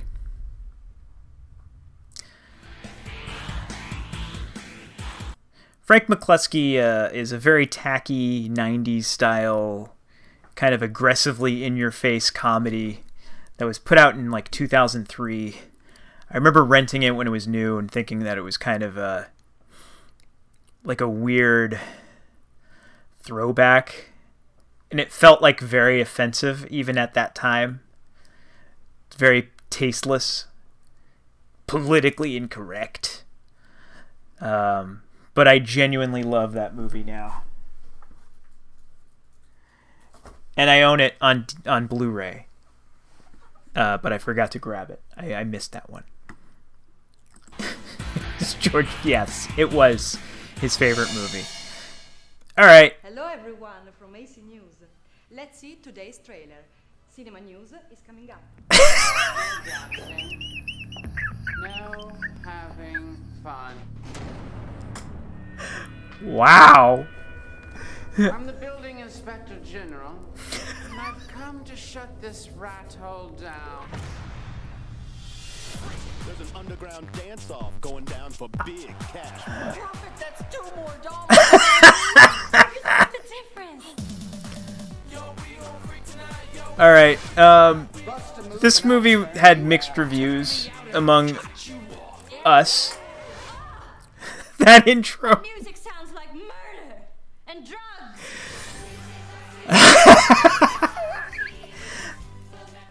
That intro is not. That was added by whatever YouTube channel I got this from.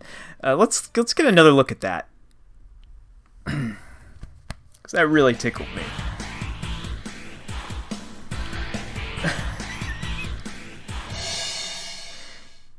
Hello everyone from AC News. Let's see today's trailer. Cinema news is coming up. No having fun. I'm the building inspector general, and I've come to shut this rat hole down. So the problem with this movie is that it's very low budget. It looks like shit. But there are some genuinely very funny jokes in it.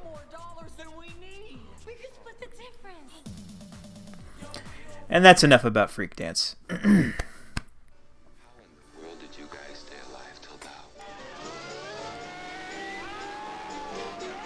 This is Freebie and the Bean.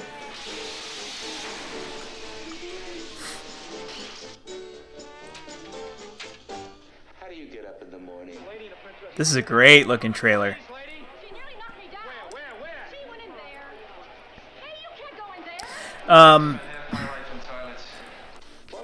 This movie,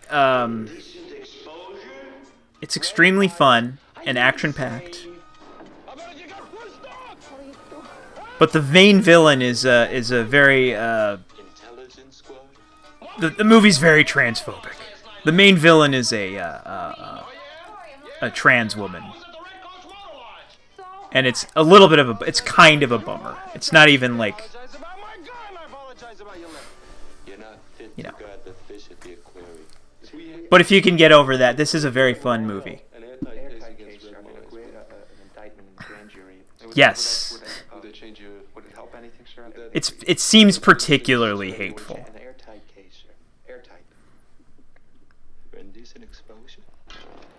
I mean, you should expect like insensitive things in 70s movies, but you know, I'm just saying, proceed with caution on that front. What we came up with, and is that enough? not enough. What would be enough, sir? I need a witness. No, we have one, sir. No, why do you... There's a problem. We have a little problem in that regard, sir. It's a small problem, sir, but... and that is that, Red Myers may not be alive on Monday, sir. There's a contract out on him, sir, from Detroit Professionals, so we have a major problem. They want to kill him. It's a huge problem. I mean, how do you deal with the monsters? I'm gonna delete that trailer. You know why we don't have a problem? I'm going to tell you why we don't have a problem. There's no problem here. Red I'm Myers gonna will be delete alive that by trailer. Monday. Why Red Myers will be alive by Monday? Because you boys are going to keep him alive until Monday. And I'm gonna take a pee break on that trailer.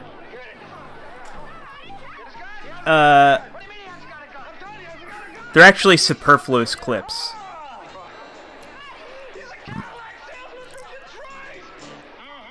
One of them is for a movie called Hell's a Poppin', and I deleted that because it wasn't a very good trailer. It was like a fan-made thing.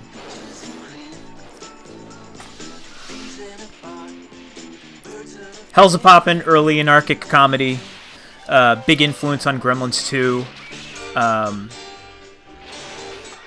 Yeah.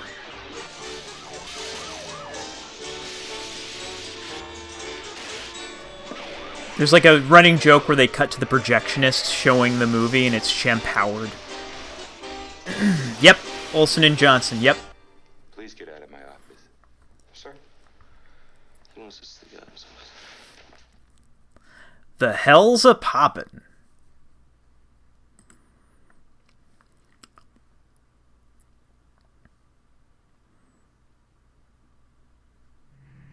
Uh-oh.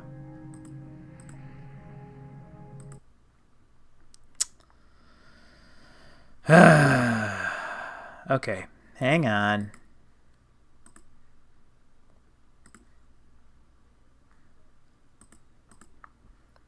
I can't believe that happened. Edit. Ooh, you know what? Oh, there we go. Alright, clicking edit just fixed it.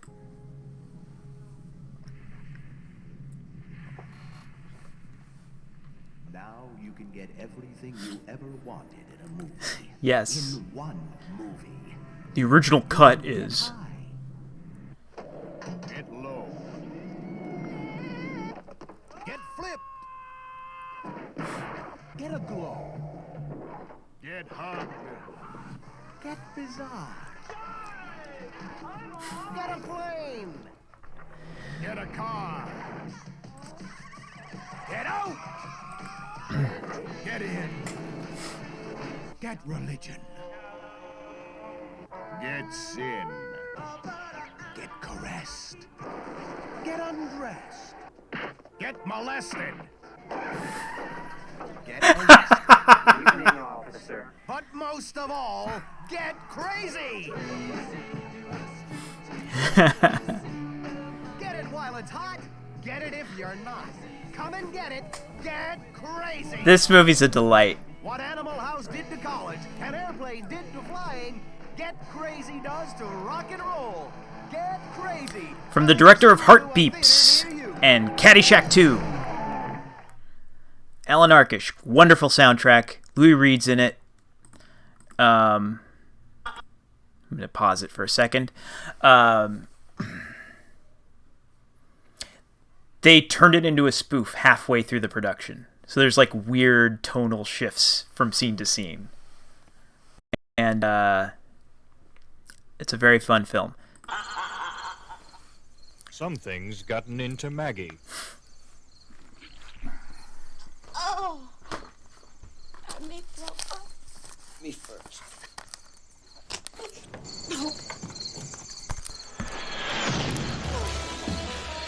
There's the song. The devil's got her body and is looking to raise some hell.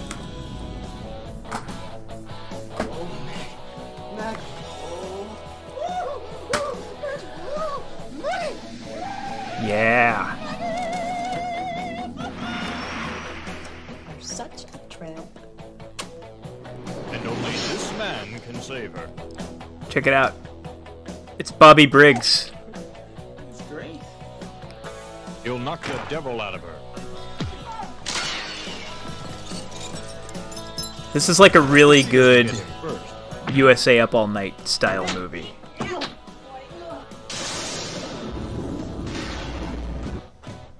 I'm gonna mess you up.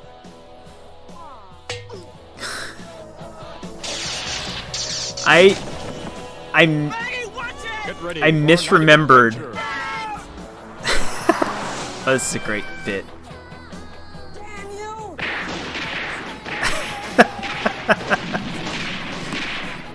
Yeah, you're probably right. A night of romance. I misremembered that my mom and my sister loved this movie and rented it all the time. It's so ugly. A night of terror. But I was actually thinking of the movie She-Devil with Meryl Streep and Roseanne. A night of action.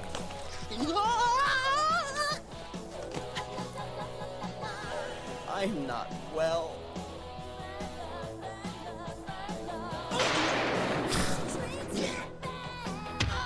And I love the song. The song is literally on my playlist on YouTube. My music playlist.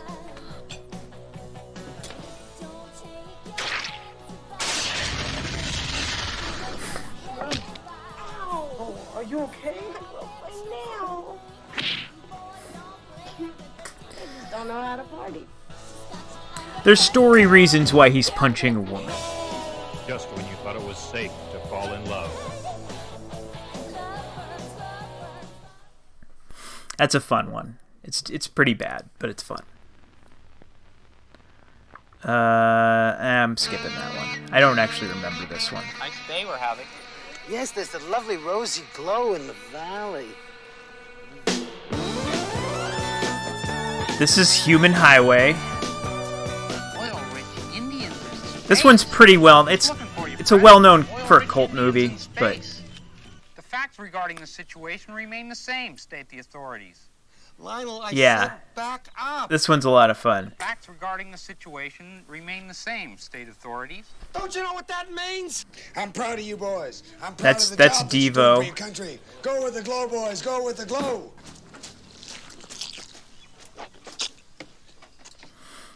Good gas. Oh, it's bird gas. It's the best. You make it yourself? Yeah, Neil Young directed this, right? I think he like wrote and directed this movie, and he's the star. You just put your lips together and whistle. Huh? Not really thus. That's him. The Yeah. Just back it in. that's Neil Young is that nerdy dude. I don't feel I'm the executive. That was Dennis Hopper, if I'm not mistaken. Yeah, this movie's a lot of fun. He remastered it and added a little bit of CGI to it.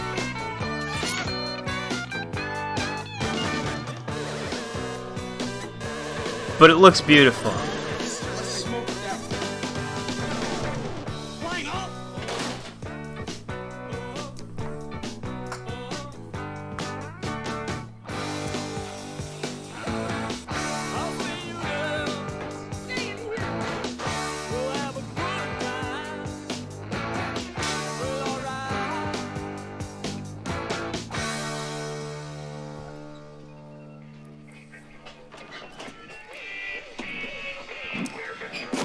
I gotta find the despecialized version.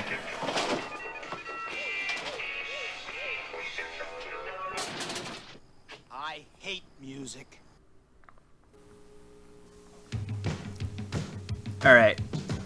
This bulletin just in.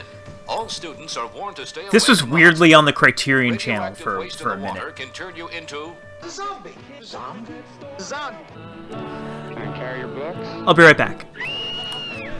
I was a teenage zombie. It all started when me and the boys wanted to get a little something for the spring dance. Are you the guy who's selling the marriage of Hoobie? A marriage of what? But it was bad. I tried to get our money back. I demand a refund. Hey, what does this look like, a supermarket or something? You refund my ass. I tried again. But this time I brought the guardian angels. Oh, shit! Oh, my God. It was an accident, but who'd believe us? What could we do? So we dumped him in the river. But he got nuked and came back.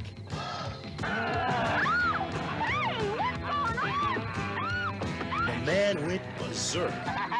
Chuck came up with a simple plan. What we have to do is destroy his brain. I'm sorry, fellas. I can't get near that thing again.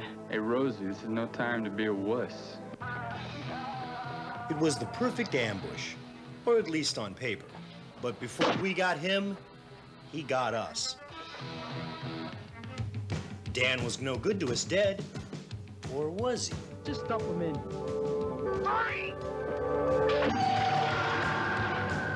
Of course, it took a little while to get used to Dan's new look. Hey, girls, how you doing? Strange things started happening to me. All my Hey, Lenny. I didn't realize it was on there permanently. You see, most of Dan's brain cells were preserved, so it gave. So this movie's pretty fun. Dan. But it's not really a real Dan. It's really a. It's Dan very amateurish with the appearance and low budget. of a living Dan. Well, then you think there's still hope? You couldn't expect Cindy to raise zombie babies, now could you? Whatever shape or form you're in, it's great having you back, buddy. Dan, I love you.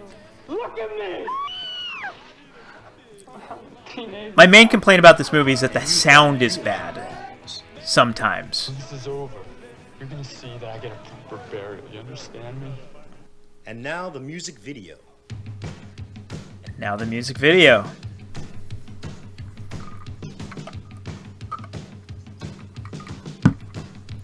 Which is Frozen.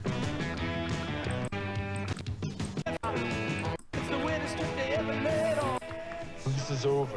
Let's try that again. Let's see if it plays through this time. And now the music video.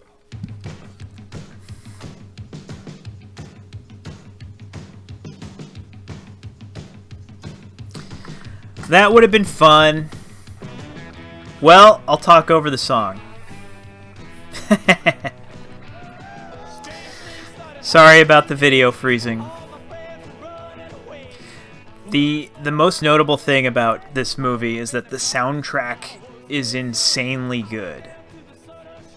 I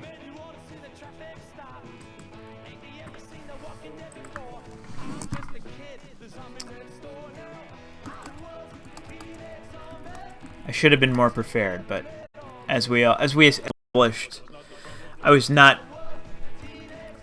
I did this stream in a rush. I recommend typing "I Was a Teenage Zombie" soundtrack and finding a playlist on YouTube. This song is by the Fleshtones. The Del Fuegos is on it. The DBs. Dream Syndicate. I don't actually know them. I know them as Violent Femmes, The Waitresses, Smithereens, Los Lobos, Alex Chilton, Ben Von Group, not familiar, and Bob Pfeiffer from Human Switchboard has a song on this soundtrack.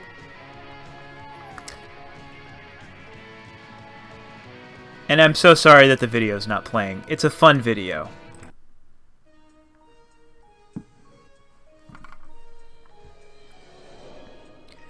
That might be Miracle Legion. Time in every man's life when he's got to strike out on his own. For Josh and Sam, that time came early. No more parents. Go to your room. Go. Josh, no more. This is a big movie from my childhood. Speaking of Polaris, Little Pete is in this movie. Just the open road, a fast car, and one screwed up brother. Josh, it's me, Sam. Why run away from home? You know what? I had this on VHS, and it was like an Amazon.com exclusive reprinting, and it came in a generic sleeve that had Amazon.com and MGM printed on it. Who needs home cooking when you can order pizza? Okay, who pays for the bits? Last time. At one point, I left a $50 tip. I had a DVD recording of a HD TV airing of this movie.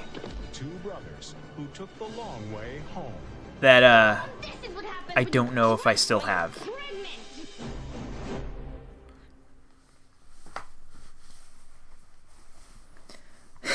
It is Bart on the Road, the movie. I barely remember this movie. Okay, so this movie's extremely corny. Look me sitting in the movies holding hands with a horse. Chicky, remember, you're not a kid anymore. I'm not that familiar with Eddie Cantor, but I think he's sort of considered to be like a kind of a punchline, kind of an unforgivable goofball. But this movie, he almost comes off. It's almost like he kind of comes off as like postmodern in this, to me. I don't know. Maybe it's my imagination.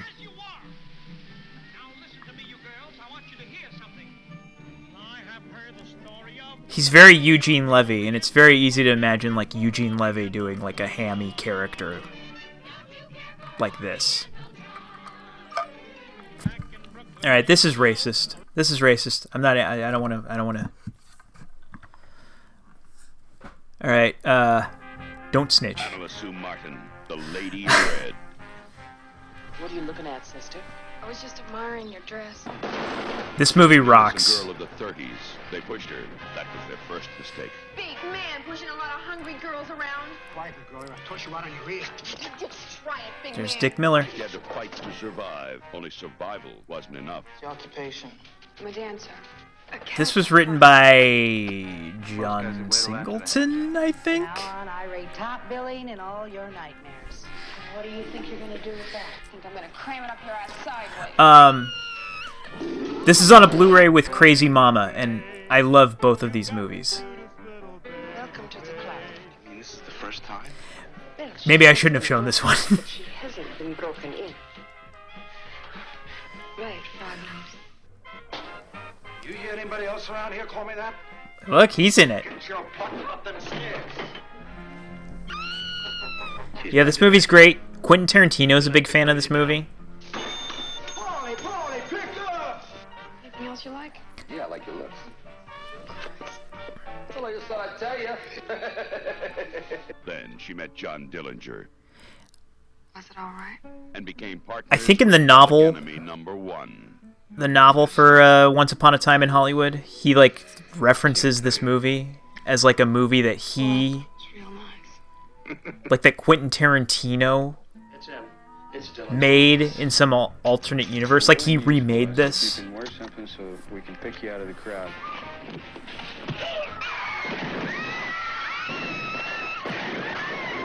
Yeah, this movie's wonderful. I need a place to stay, please. Are you going to get even? I'm gonna get ahead.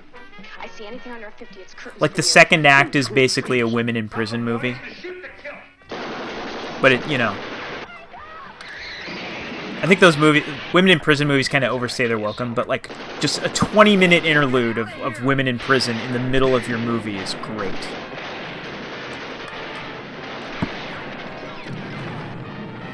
It's okay, honey. Your dress. Your dress. Pamela Sue Martin. Robert Conrad. Academy Award winner Louise Fletcher. And Taxi's Christopher Lloyd.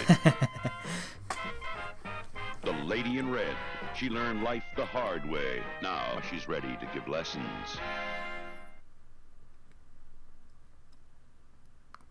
Wealthy Elgar Enders never had Good movie, a chance lot to of live in a tits. slum. So he bought one. Bonton Heights, that's its official name, will start a trend in urban renewal, Mr. Enders. This neighborhood's going to be very chic, very chic.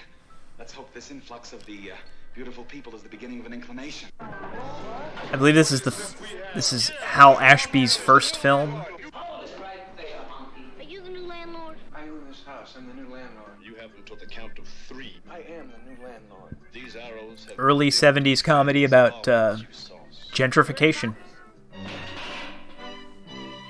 like you to meet my son. I haven't this good to me. meet you. Hi. I'm Elgar Enders. I think that's Robert Klein. William Jr. Peter, are you with Vista? Is this some sort of... It's been a while since I've watched this, but it's good. That's Elgar. You think I'm white, don't you? This real estate is very important to me. It's the most important thing I've ever done. I'm a Cancerian, and home is very important. You're a Leo. No, Mother, I'm a Cancer. When were you born? The roof leaks. The toilet runs all day. I'm gonna put it in the patio. My, it's hot in here. It's really cool, Mr. Enders. You awful cute to be a landlord. Oh, we're insecticide. Robert Klein. Did I call him Richard Klein? I don't know. For some reason, I remember calling him Richard Klein. And I know that's not Richard Klein. Take your gloves off. I think there's something that you should know. What's that, dear? I think I love a girl who's a Negro. Didn't we all go together to see Guess Who's Hey, Chad.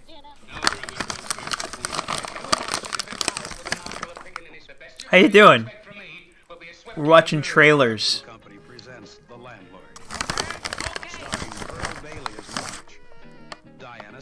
And I'm eating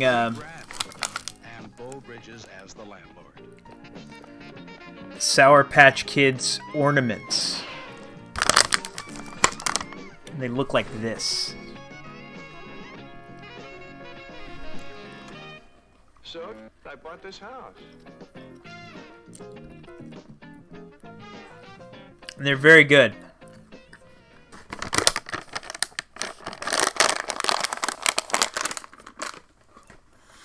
That's The Landlord. I barely remember it, but I remember it being good.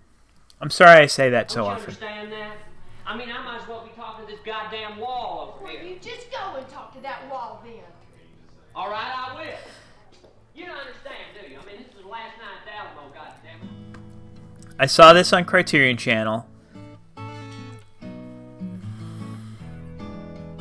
If you went a whole day without cussing, It's just a nice little character-based drama about this bar closing. You colorize it.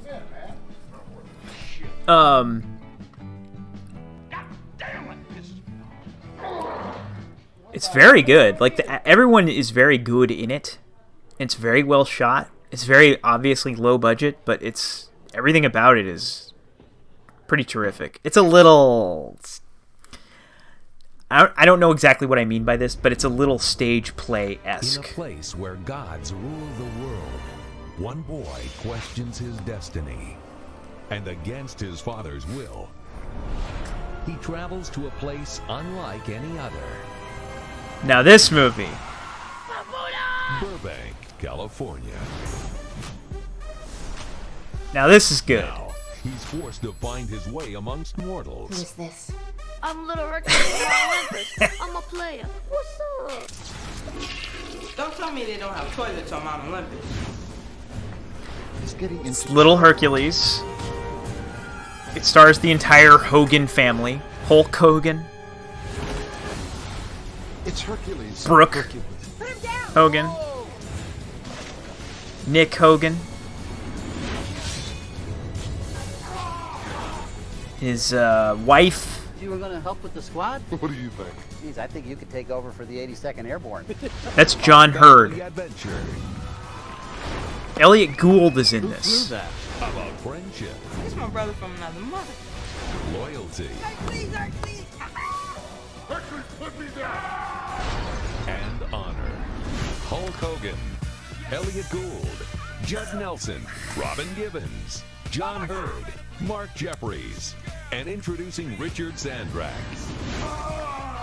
Clearly, all these people are on some sort of like Scientology list. And defend his family's honor.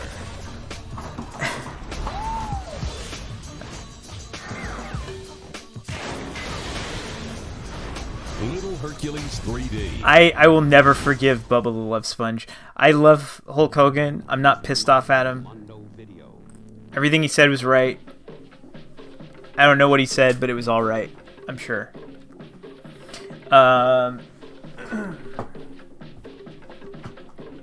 I bet a lot of us have seen this, right? Mr. Mike's Mondo Video. It's kind of crappy, Famous Players Theater or drive-in near you.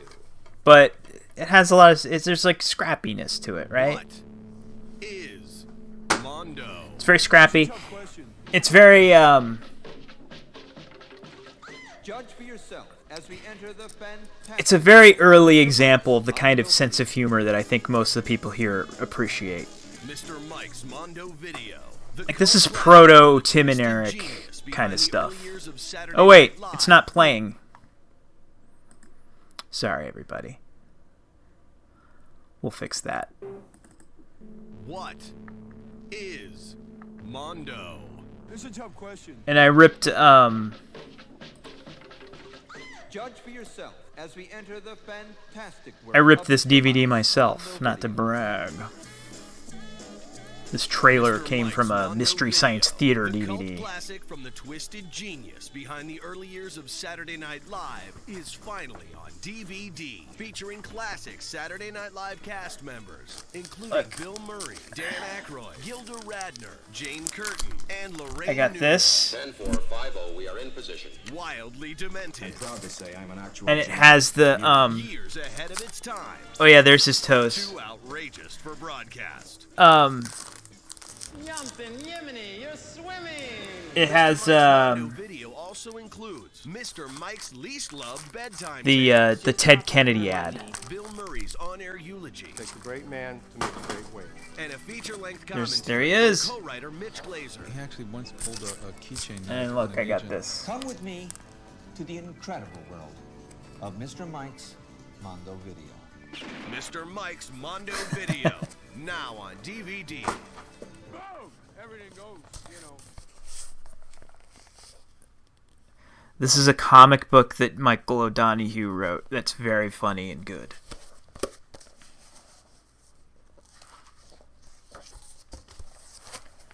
And look, there's a picture of him.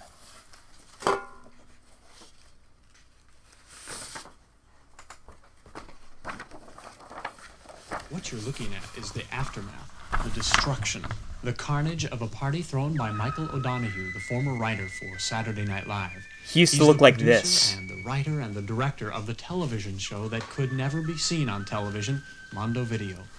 Tonight we'll take you into the world, the bizarre world. Look how much he got his act together. A world where the bizarre is commonplace, the commonplace bizarre. Are you talking about Mondo Kane?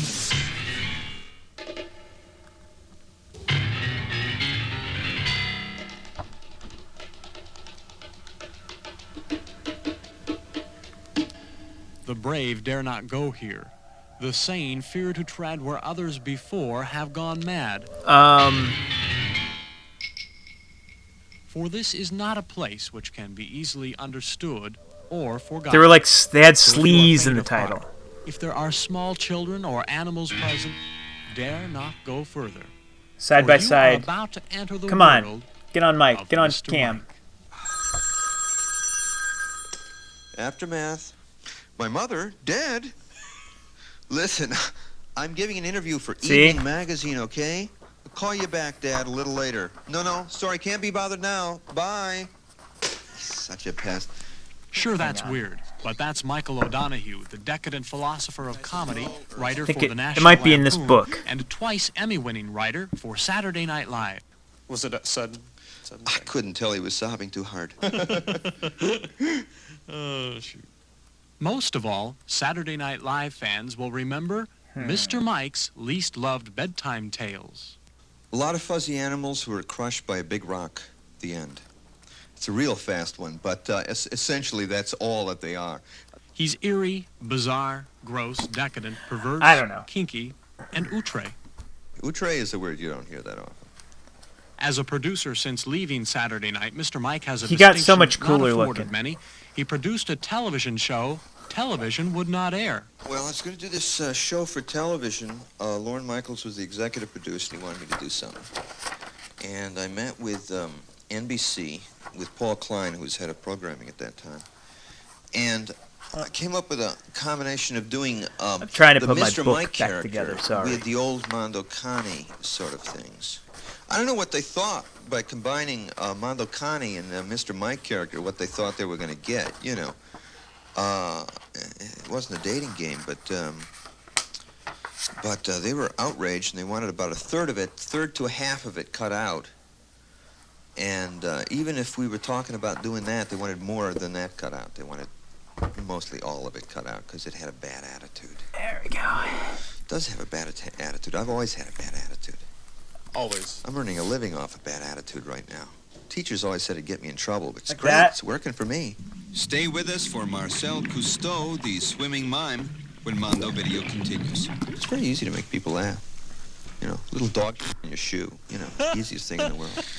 But, see, made you laugh. Dog in the shoe. But, What's next? Let me see. You know, there's other things to do, and using the same,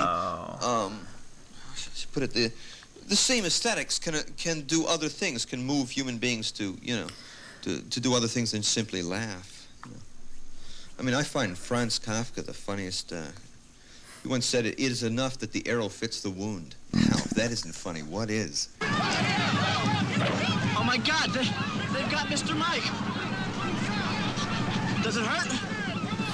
Only when I laugh. When you're straight. Only When I Laugh used to be like a running gag in National Lampoon. No one remembers your name. When you're strange. When you're strange. When you're Oh, I would love them. Thank you. I hope they're autographed by you.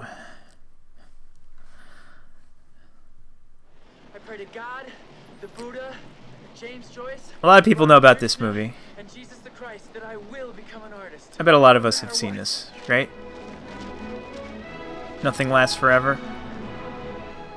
Listen to me carefully, young man. We may never meet again, but I want you to know one thing. What? You will get everything you want in your life. You were the comedy nerd character from Square Pegs. You have 48 hours to report to the Port Authority Art Testing Center. And, try to keep away from conceptual art. Next! Who's the girl in the movie that he falls in love with? She's the voice of Amy on Futurama. This is a very, very good conceptual installation.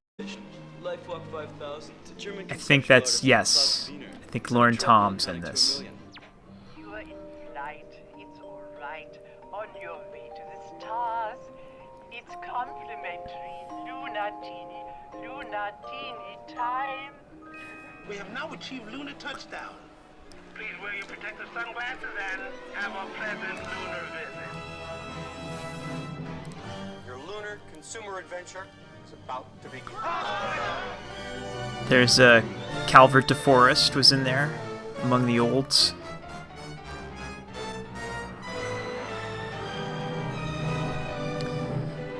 I want this on Blu-ray.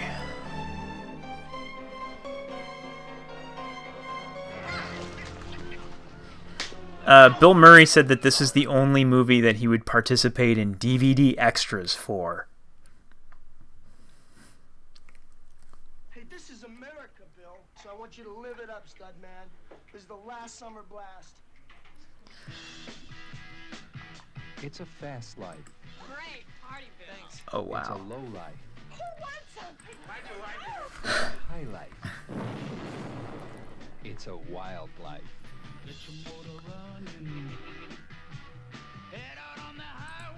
Hi, I'm Bill Conrad, and you are... Not interested. That's too bad. I imagine you like sitting him down to watch like Kingpin. I'll scream. I won't scream. And he's just fidgeting. I loved Ghostbusters when I was 8. You said you wanted an adventure. I just can't believe it's with a cop.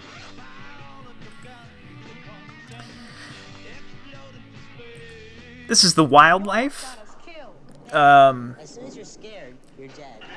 Best Show fans might remember Andrew Earl had a character who kept saying it's casual. That is from this movie. That was an excuse for you to start going out with the the entire male race. It's casual.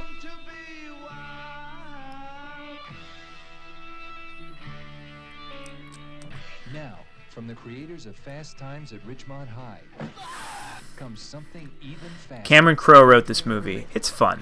It's no Fast Times, but it's pretty fun. They're doing it. It's casual. They're saying it. It's casual. They're living the wildlife. It's casual. It's kind of young adult Fast Times.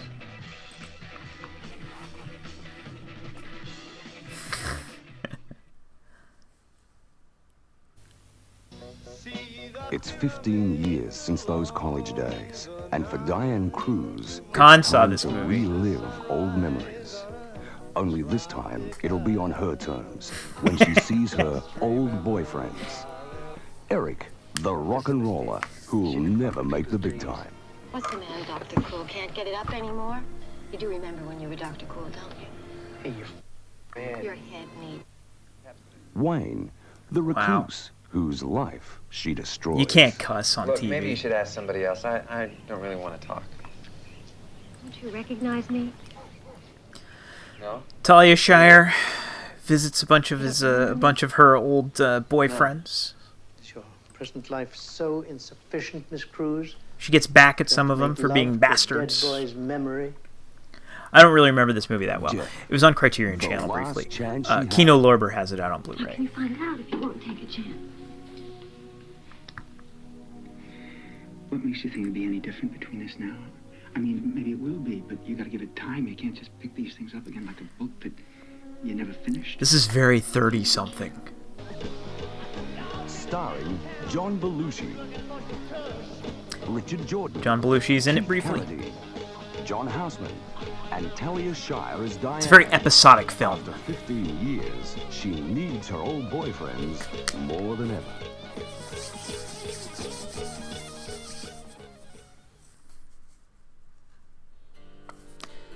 Oh yeah. I'm really sorry, that I haven't been in touch with you, I didn't really want you to see me any like this, This is a great movie.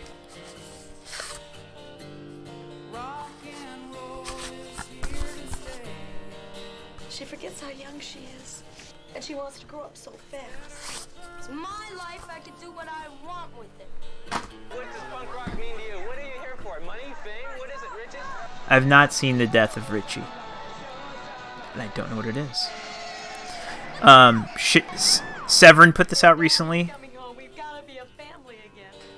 It's pretty dark.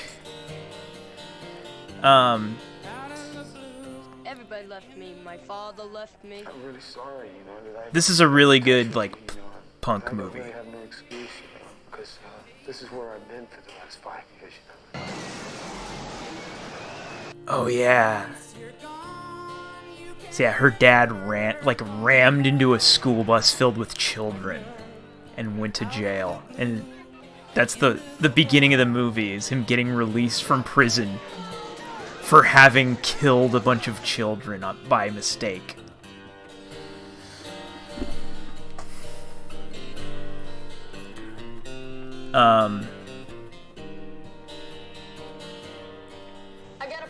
When I first saw this, the only way you could get it was on a non-anamorphic DVD from Anchor Bay. Yeah, it is brutal. I have a complaint about this movie, but I'm not going to voice it because it's a little spoilery. But if you see this movie and you want to talk to me about it, I will tell you the thing that bothers me about this movie.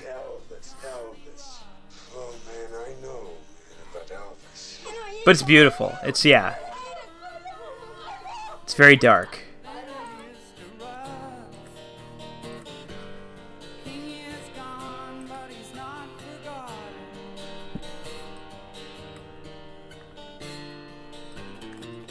Sorry, just adjusting some things. Endorsed anything, even in my own. But if a masterpiece comes. Okay, wow. All right, we're getting close to the end here.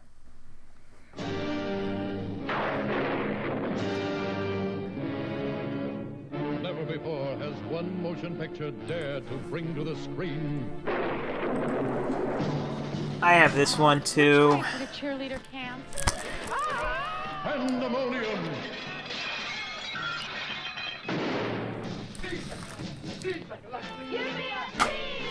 I'm gonna have fun.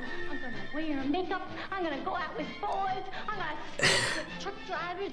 Give me an A. When you're away at camp, It's very spoofy. Carol Kane is in it. She's very cute. Judge Reinhold is in it. Always. Deborah Lee Scott. I fold. Too rich for my blood. I'm Sergeant Reginald Cooper of the Royal Canal Manades. There's Tom Smothers.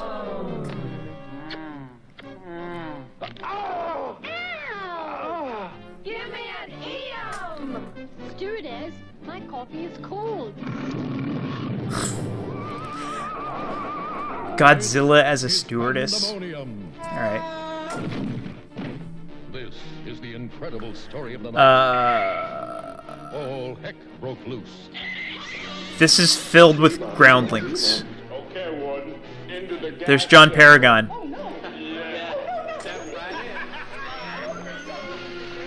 I know, right? Pies, we got everything. Could I have the Three Stooges pie, please? Thank you. This must be the act of a maniac. Excuse me for saying this, but you must be very stupid. David Lander. There's Pee Wee. What kind of treatment have you used with this man?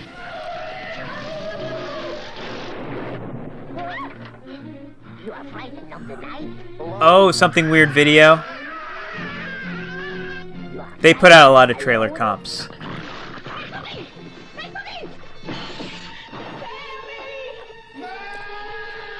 They just stopped operating, I think. They still exist in some capacity. They license titles out to, like, other companies. Like Vinegar Syndrome. Puts Something Weird stuff on Blu-ray.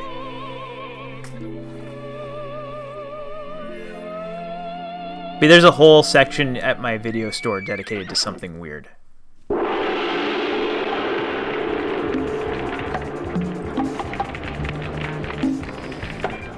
This is Petey Wheatstraw. Somebody cut this together. I think they recreated the trailer using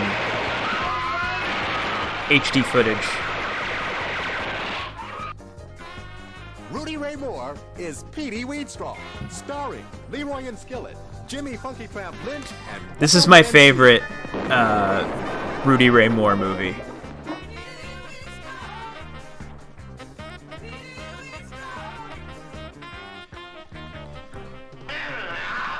Just remember one thing. Tell him you got to.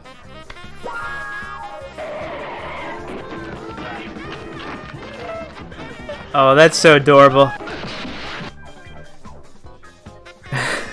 We kind of are. Proposition to offer you, Petey. Are you willing to listen? Well, what do you want from me now? A son. The thing about Rudy Ray Moore movies is they have the exact same production values as porn from this era, without being pornographic. Yes, tell your boss I'm still alive and I'm mad as a hornet in a bumblebee eye. Tell your boss that his days is numbered and his luck is bad.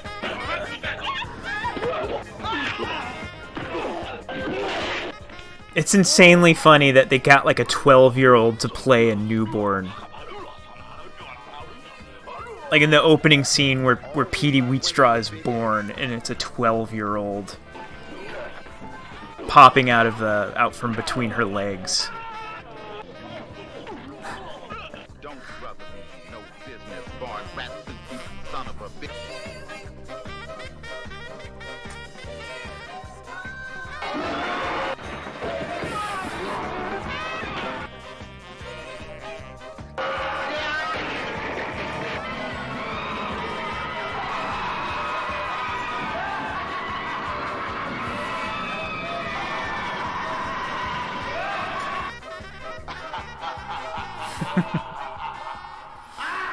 Petey Rated R. He should have gotten a 1090 deal with TBS. Upon a time, a long way from here and a long way from now, there was a tiny village where everything... I remember this as a boy. And the carts, the bridges... It's relatively obscure. Everything all had points on them. In fact, it was so full of points that even the people had points. The people, right there on top of their heads. And it didn't seem strange at all. It's here. It's all happening here. Baby. That's the way it always had been. And for all anybody knew, that's the way it always would be. As you might have already guessed. The thing I remember about this movie is the scene where they're like they come up to like a bottomless pit and they sing like that kind of mournful song contemplating how awful how damned the souls are who had fallen down the bottomless pit. And it was like one of the first like brushes with existentialism from my child that I can remember.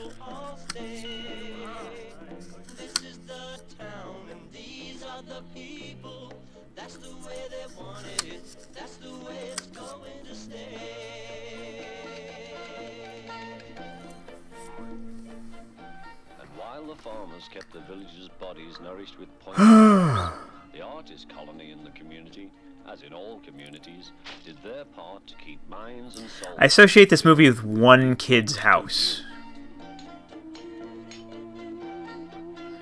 Oh yeah, Fantastic Planet's pretty nasty. I own that one. I have that on Blu-ray. That's a good one to just throw on, you know?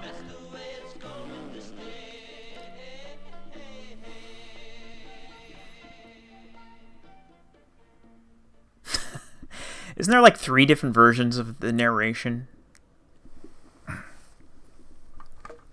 Oh, yeah. That would freak out a 7-year-old for sure.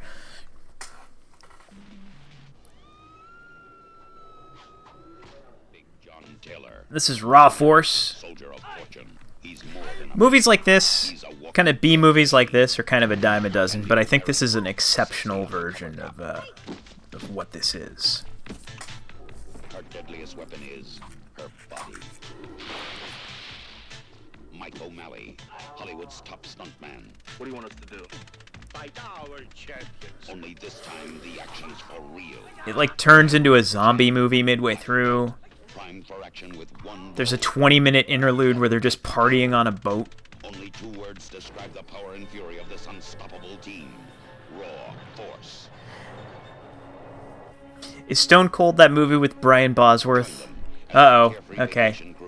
Turns into hell on the high seas. Just cover your eyes when that happens. Final port of call. Warrior Island. Uncharted and unexplored. We should not be here. Burial grounds for martial arts masters from the past. Their resting place is defiled. They rise from the dead to avenge their honor. Who will win? The living? That was actually a prosthetic suit. Gillian Kessner. Jeff Binney. Okay, I remember one time when I was Cameron Mitchell. I was over at a cousin's house, and the parents had Private Parts, the Howard Stern movie, rented from Blockbuster, and for some reason they talked everyone into like, let's just watch Private Parts. That's a good movie. Look, we'll fast forward past the naughty parts, and they get to the part where like it's Jenna Jameson is just naked in the studio. And I remember my young cousin, he started loudly saying like, "Yeah, I saw a thing on TV that it's actually like a full body suit. She's not actually naked." Like just a weird little kid lie to like somehow get out of having watched a naked woman in front of his mom. I mean, we all knew it was bullshit, but it was like, it was pretty transparent. Goals. What do you want to be? What do you hope to get out of life?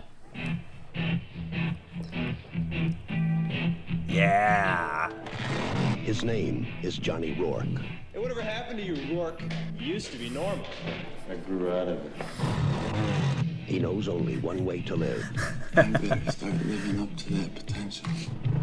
His own way. It was pretty sweet getting to watch that movie, getting to see all them naked ladies. Reckless. Her name is Tracy. She's got everything. That's Daryl Hannah. But girls like Tracy never tell their parents. This is an above-average teen drama. Where to? Oh, the soundtrack is great. You want me?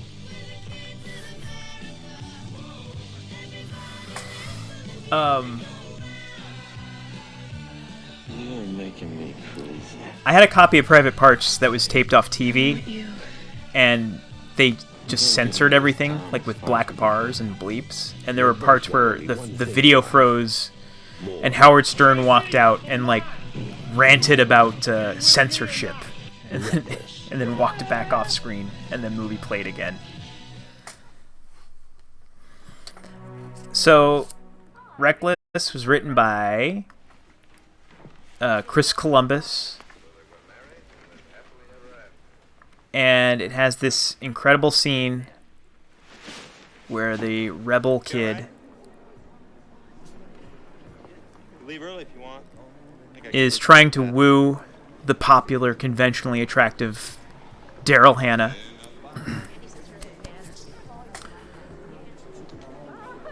By being a bad boy.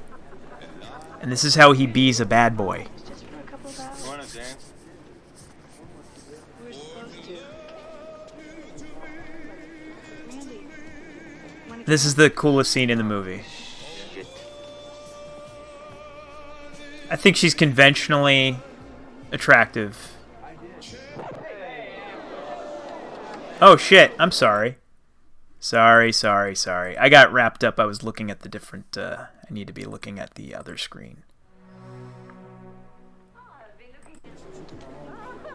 Alright.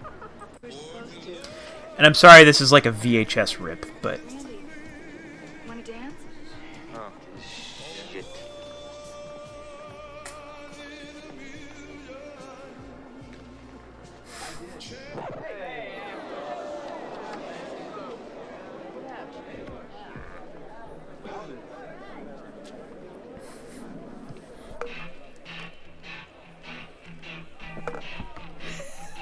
Yeah!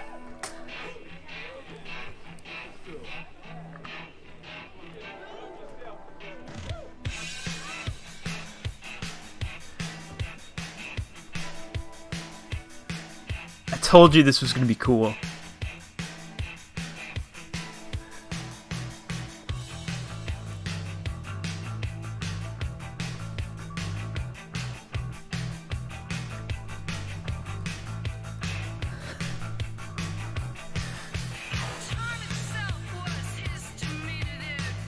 This is so beautiful.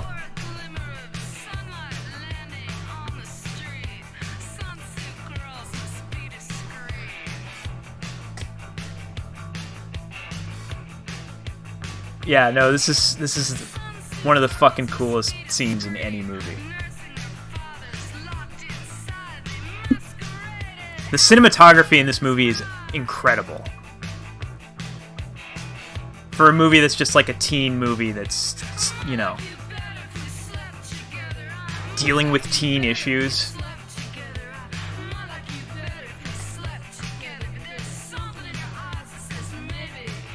I think the DP was like a...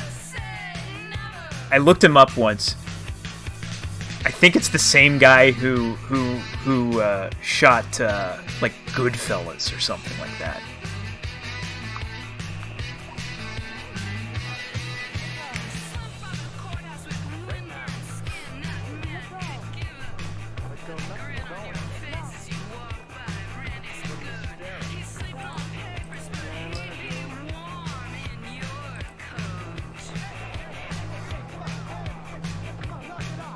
And that's reckless.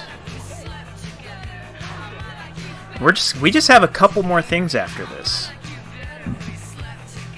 Excuse me. And we've been going longer than usual, but you know. I'm having a blast, boys. Mostly boys, I'm guessing.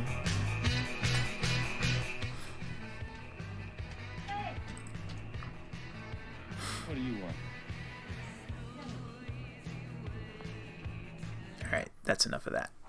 For the next 90 seconds, while this preview of coming attractions is playing, will all filmgoers with any degree of wit, taste, and intelligence please keep your critical remarks to yourselves, or we'll nail your tongues to the floor. Thank you. Why do young girls misbehave? I really like this one. Is punishment the answer? Welcome to our country club, ladies. Oh, I'm sorry. I did it again. What am I, an idiot? 90 seconds, while this There we go. Why do young girls misbehave? Is punishment the No, this isn't Americathon. Welcome to our country club, ladies. This is the last stop on your tour. Here they are, the loveliest girls in the history of socially conscious cinema. Reform school girls. My name's Edna. Some of the girls call me Eddie. I like that. This is most famously known as the movie that was on the wall in Lost Boys. It's on Corey Haim's wall. Your time is doubled. So's your chin. They come from all walks of life, just to get stepped on. I like how Wendy O. Williams looks in this. See the lyrical shower scene. Come on. Okay. Reflect on the dramatic kitty stomp. Think about the spectacular hose down. This is the motion picture they said couldn't be made. Reform school girls, starring Wendy O. Williams. Yeah, this is like a perfect Up All Night. Pat Ast. Bring me something to wipe my shoe. Linda Carroll. And Sybil Danning as Warden Sutter. You will treasure the heroic saga of young ladies and their struggle for respect, decency, and a warm place to take a shower. Control! Complete control! I missed out on this on the So bad. So what? Reform the Vinegar Syndrome sale. I didn't buy anything. This was on my list. I'm trying not to spend my money on things like that. Alright, this is the final thing we're watching. Congratulations, Captain. It seems that some of your old skills have not entirely deserted you. I don't need any compliments from you, Midnight. I want the hypnoray, and I want... This is from The Return of Captain Invincible. Dreary demands. Self-righteous, messianic, moralistic, and increasingly tedious. Fine talk from a sociopath, paranoid, schizophrenic... Christopher Lee tries to defeat Captain Invincible with by getting him to break his sobriety. They're facing off in his evil lair. And this is the best song in the movie. Now let's see. It's a little spoilery, but I don't think you can spoil this movie. It's kind of crappy. To begin with, it was Retsina, as I recall, with just a little dash of hemlock, and then your long flirtation with cognac, during which you did... I like to end on a song. And most recently, Kentucky bourbon.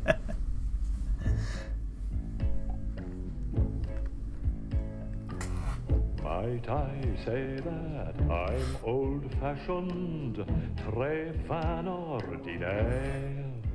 That's him singing. That I want a fresh Manhattan with white Anglo-Saxons everywhere. A black Russians, no pink lady. Give her the Singapore sling. A Moscow Racist. mule is not your baby. So highball. He is a white nationalist in the movie. Name your sting. Be a big shot. With a bull shot. Be a swine.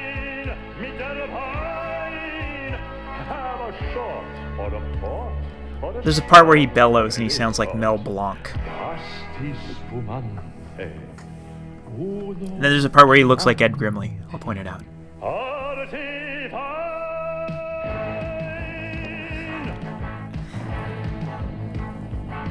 I got some vegan army cocks, a gin and tonic on the rocks, where angels fear to tread. I say, choose your booze, let's hit the red eye. Think of young Diana Durbin and how she sung on rum and bourbon. Or enhance your luncheon hour with a planter's punch and a whiskey sour. If you feel like a wreck, try a horse's neck or a sherry with a cherry in the new finer size. If you don't name your poison, I'll have to get the boys in. The spirit of adventure opens wide. That's such a satisfying rhyme. If you don't name your poison, I'll have to get the boys in. And you'll never see another tequila sunrise.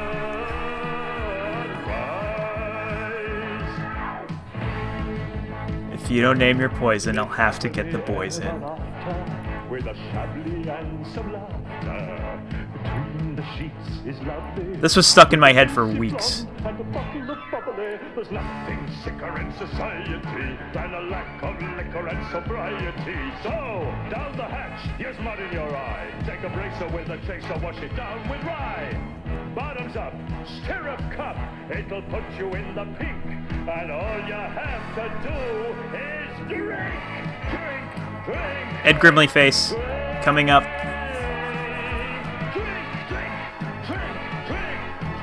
There he was.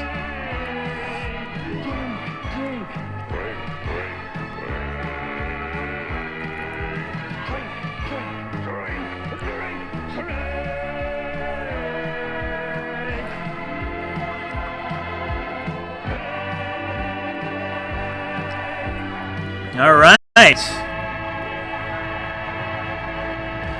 Well, that was it, everybody. Thank you for coming to my stream. I hope this was informative. I hope this was fun. I hope this was a nice trip down memory lane in the cases of me showing you trailers for things that you've already seen.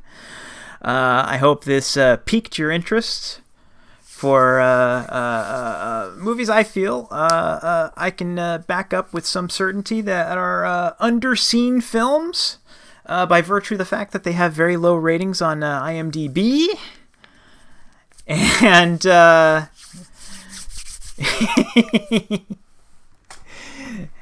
he credited himself as Christopher P in the credits of this movie. It was a little sly joke. But there we have it. That's everything I have. This was an overstuffed stream, and I'm glad that I just blew through everything. I'll probably do another obscure movies show. Obscure-ish movies. I think next week we might be doing our own version of Siskel and Ebert's top 10 films from the 80s. From the night that we watched an episode of Siskel and Ebert where they named their top 10 80s movies. And it made us want to vomit because there wasn't any RoboCop on either list. We're going to come up with our own... we're going to do a whole 80s night, I think. That's going to involve my own... I forget if... I don't know if he wants to volunteer his identity. I don't know if I should call him my Siskel or my Ebert. But I think Dipshed's going to help out next week in some capacity. And that's it. It's a school night. Yeah, you. But we're going to do this again on Thursday at some point, probably 6 p.m. I now have Thursdays off, so I can start a little earlier. And yeah, it's going to be a fun one. I hope this was a fun one. Thank you all for coming. I really appreciate it. and we will see you next week.